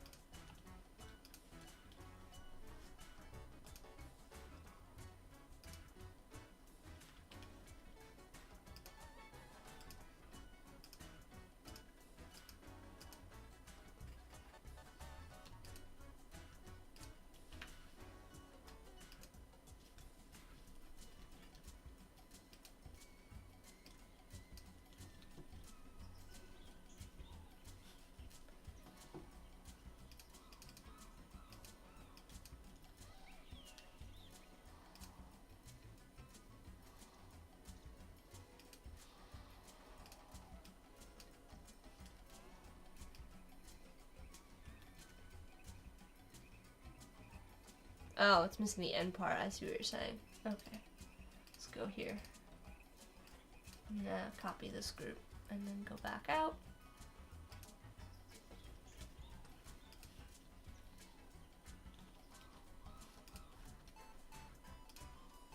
Nope.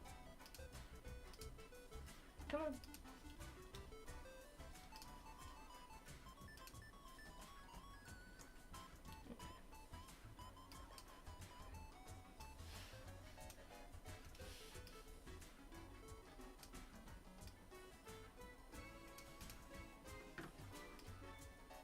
There we go.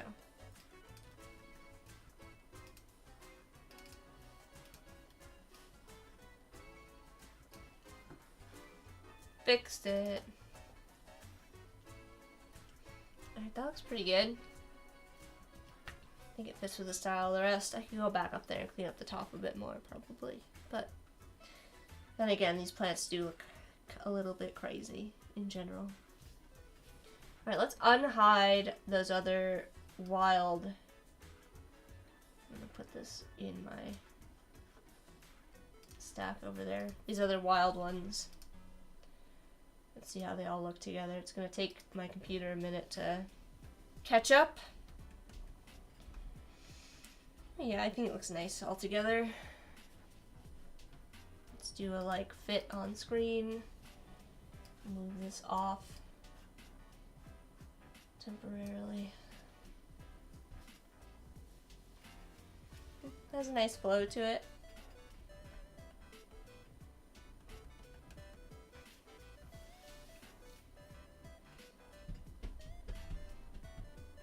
We could add a couple more cacti along the bottom, maybe.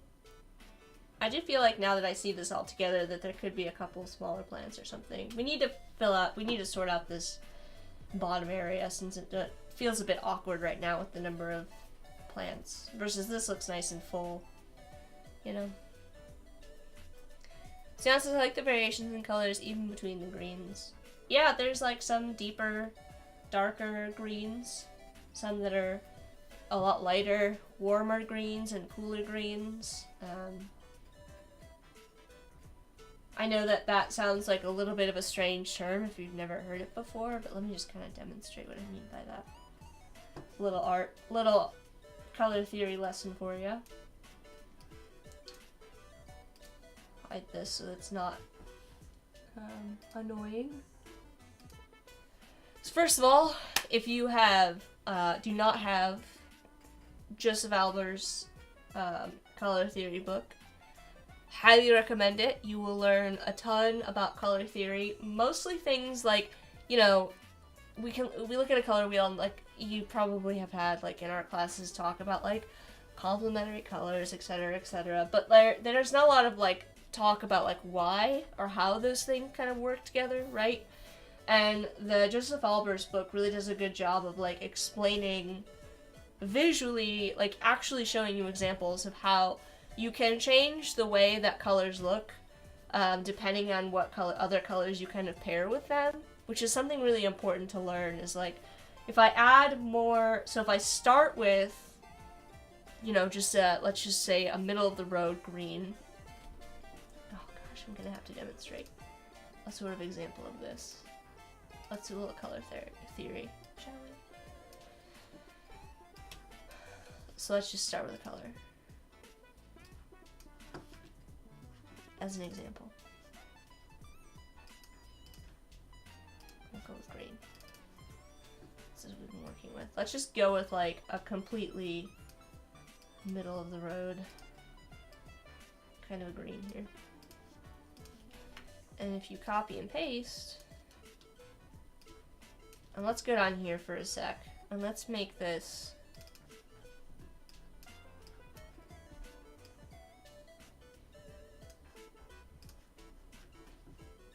actually, let's make this just like yellow, right? And let's go ahead and pop this in here.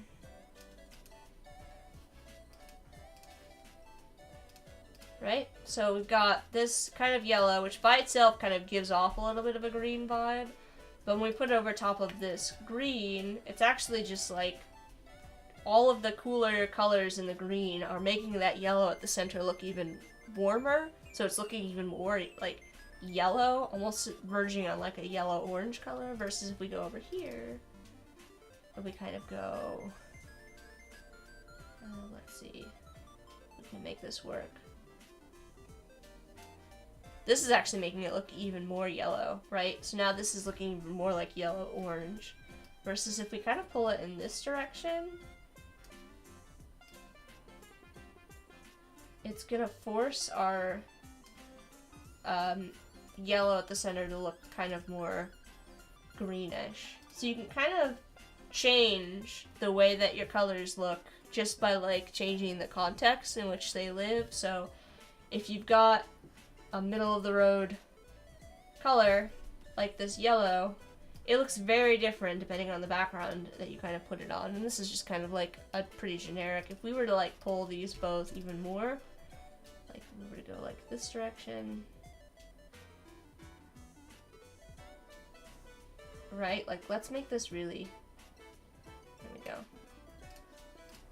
Here's another example.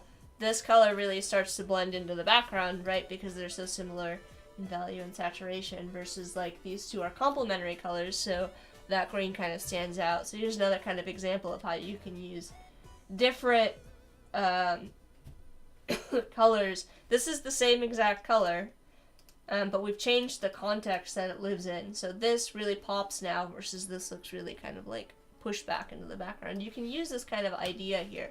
And that's what I say when I talk about like, this is what I would consider to be a cooler green, right? It's still green, right? It's not blue. Although, you know, you could say that this is a warmer blue, right? And this is a cooler green. They kind of like meet in the middle here, right?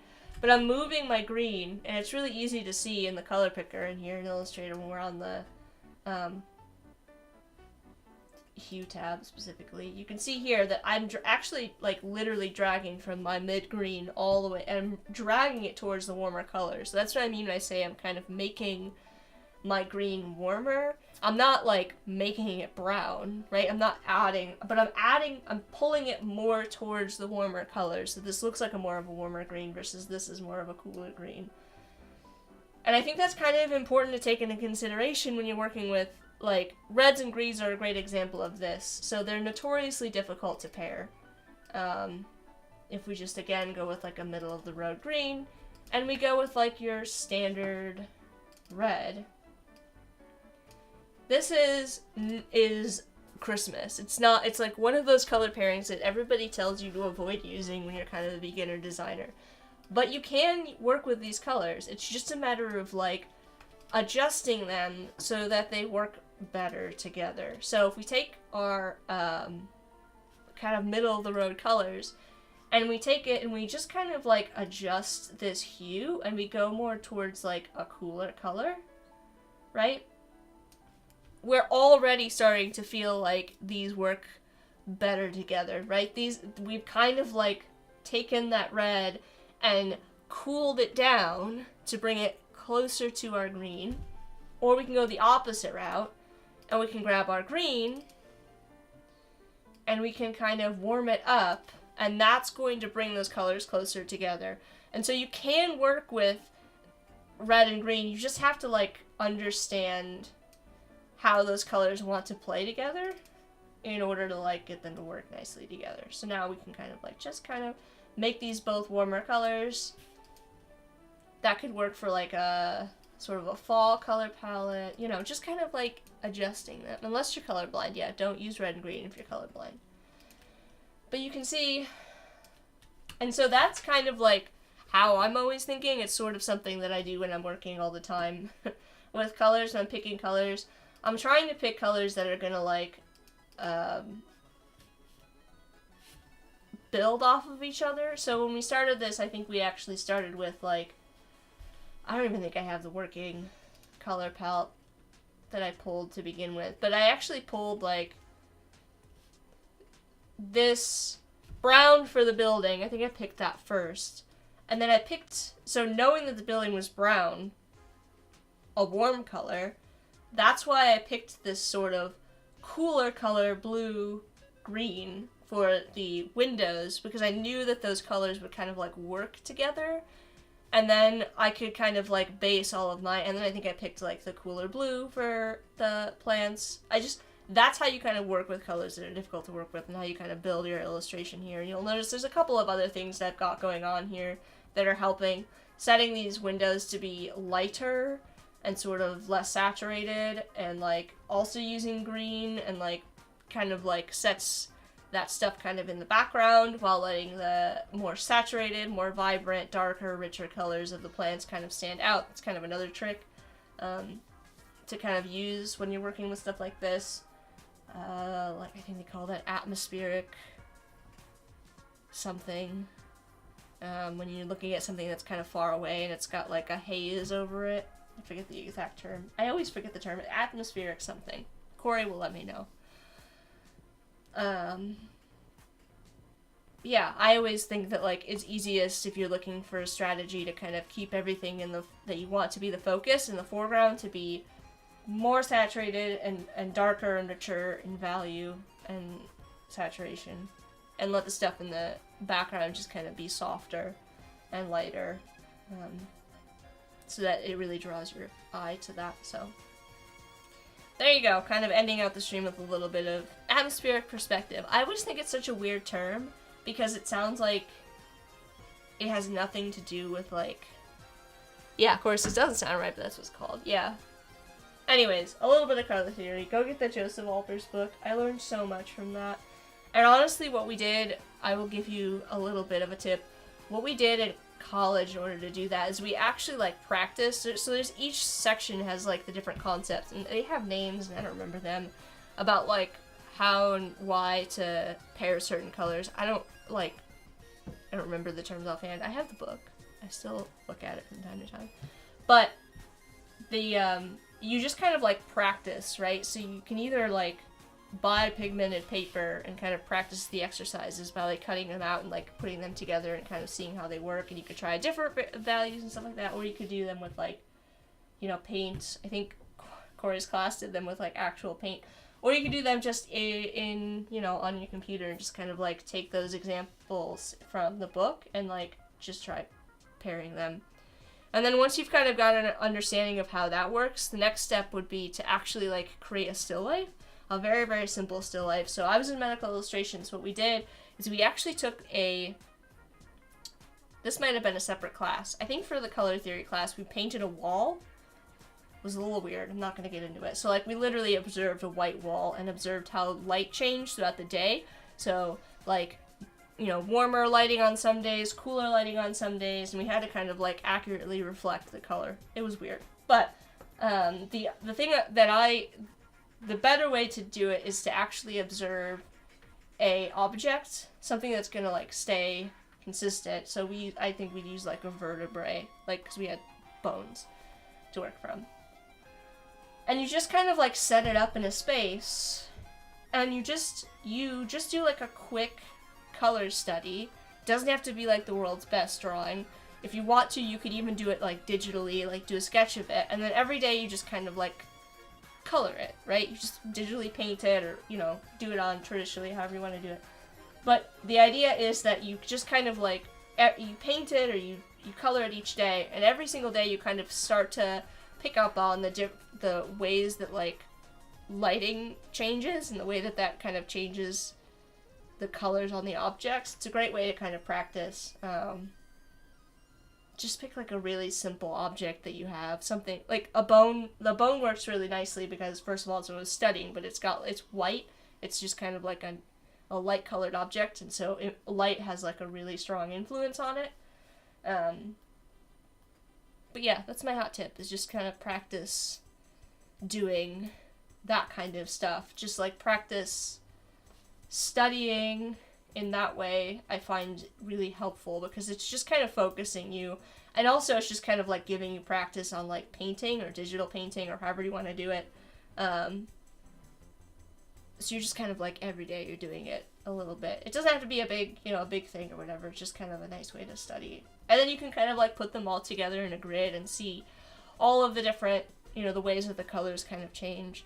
Another way you can do it if you don't want to like observe something and like see how it changes every day is just kind of like, and this requires a little bit more like of an understanding of lighting at this point, but like you can color it in different ways. So like you can take that same object and try lighting it in different ways. So like imagine if it's backlit, imagine if it's, upper left, upper right, lit from the front, lit from under, warmer lights, cooler lights, different backgrounds, different surfaces. And that's a really great way, again, to kind of study lighting and practice it. And that's going to build up that, like, mental muscle memory of, like, so you can just kind of, like, do what I'm doing here, which is I'm not actually, like, copying a plant exactly, right? I'm just kind of, like, okay, I can understand how the structures are, and I understand how the overall lighting in the scene that I have is, so I can just kind of, like, apply and know where how the lighting is going to affect the forms depending on where it's lit. If this was like lit from underneath, we'd have like a totally different scenario going on. We'd have like lights down here that would be darker over here, There you go. Odari says this almost looks like my house. Love it. I know we went on a tangent at the end, but it's fine. It is past 6, so I'm going to end the stream. I hope that my color tips and lighting tips and advice gave you some inspiration. Or if nothing else, I see a lot of those like color palette inspiration Instagram accounts. If you go and follow them and just kind of like observe what they're doing and kind of try to replicate it, you'll start to understand like why certain color palettes work better than others. Just without kind of understanding any color theory. But if you can practice and learn color theory, I think it will go a long way. Both in terms of, like, just making things that feel like they exist in the same environment, but also for adding emphasis to your drawing. Leading the viewer's eye around your composition is one of the most important things that you can learn as an artist, in my opinion, is, like, how do you get them to see all of, tell the story that you want to tell. Like, there's the foreground, but I also want you to see this, but I also want you to see this. Like, all of the stuff about, like, the rule of thirds and, like, the golden ratio and stuff like that. It's really not important to set up all of those grids and stuff like that. It's just a matter of, like, building large to small, using color to emphasize certain elements, and, like, even when I'm looking at this, like, I'm immediately drawn to this, and my eye moves this way, because that's kind of, like, the natural flow of the composition, and it comes up and it comes around.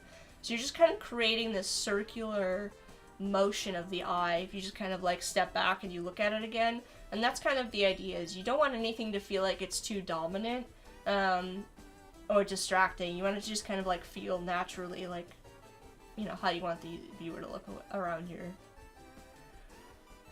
composition.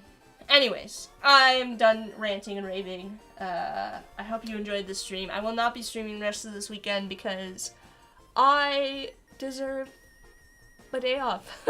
I have Monday off from work, so I'm gonna just kind of chill. I also have a meeting with, speaking of, the Peristyle Coffee to hopefully nail down those concepts. I feel like they said we're really close on the branding for that, so I think that putting together the different packaging and the different colors, I think we're close in terms of the colors, in terms of just like the general brand. Obviously we'll need to do some like work on the packaging moving forward, but I do also have a meeting with them, so I want to make sure that I'm prepared for that meeting, so I don't want to like overdo it with too much going on this weekend. So yeah, and I'm gonna enjoy the sun. Maybe I'll have a pool party with my dogs, so if I do, I'll post a video on Instagram for you all. But anyways, yes, Bliss says, you deserve all the time off, Jack. I said it before and it remains true. And the opposite response from Odari. Odari is sad that I'm not streaming tomorrow. I'm sorry, Odari. But Odari will be streaming tomorrow. No, you'll be streaming tomorrow. Anyways, thank you all for hanging out with me. I do really appreciate it. I hope you have a great holiday weekend. If you've got a holiday weekend, and a great start to your week since I won't see you. I think we're doing another set of live streams in the Firefly Discord, but I need to nail down the details of that with Sean. I'll try to get that done tomorrow. I don't know if Sean is hosting anything on Monday. I won't be hosting anything on Monday. Like I said, I've got this meeting, so it is what it is. But Sean might be. I don't know for sure. But yes, Odari's streaming tomorrow, so if you're looking for somebody to go watch, I don't know why I'm still here on my screen. Let me switch to, as Sean says, big head mode. I'm not streaming tomorrow, but you can go watch Odari. Odari will be streaming in the morning. And maybe Umacorn? I don't know if I saw Umacorn this morning. I did see Odari, and I just missed it, because that's my life, and I was doing yard work, and I'm sorry, Odari. I'm sure I'll watch the replay, though. But thank you, everybody, for hanging out today. Ashrafel, Bliss, Conti, Corey, Froylan, Gareth, Joanne, or Joan. I might have been pronouncing your name wrong. I do apologize if it's Joan. I don't know why I said Joanne. Nick, Odari, Peter, RB, Resit, Sandy, Stian, and then I can't pronounce your name at the end there, so I'm terribly sorry. I don't speak Arabic, so. Alright, and that's gonna be it. Oh, also, another news. There we go. I updated that link, so that actually goes to the correct links this time. My social links are all there. I could probably update it to fit in that space a little bit more, but I just wanted to make sure that it was correct, because it was outdated, so there you go. Just for you, Corey. Anyways, I'm gonna head out for the day. I hope you have a great weekend, like I said. And I'll be back next weekend for more live streaming. I don't know what we're gonna work on. Obviously, we still have plant stuff to do. Hairstyle, maybe, in a way. We're gonna see what happens after the meeting I have with them. Maybe we can move on to some more fun stuff there. And we also have to get back to the Crock of Time stickers. I do apologize, Corey, for slacking on the Crock of Time stuff. It's just been a little bit of a chaotic couple of months, so. Anyways, I hope you have a great weekend, everyone. And be sure to go check out all the other live streamers. Bliss and Odari live stream on Behance, RB, and I don't know everybody else who streams on Discord. RB, and I don't know if there's anybody else in the chat streaming on Discord. Anyways, yes, Odari says, hair! I like your haircut. Yes, I did get a haircut finally, so I don't look like, I don't even know. It was bad, guys. It was bad. I'm so glad that I got my hair cut, and I feel much better with it cut now. Alright, Corey is yelling at me to get off, so I will see you guys next week. I'll post my schedule here on Behance, or you can follow me to get notified when I go live. I know that's been kind of hit or miss lately. I'm not really sure why the notifications aren't coming through, but I always post to social before I go live, so if there's any doubt, you can always check there and you'll know what my schedule is going to be for the week, as well as knowing if I'm going live. So, alright, bye everyone!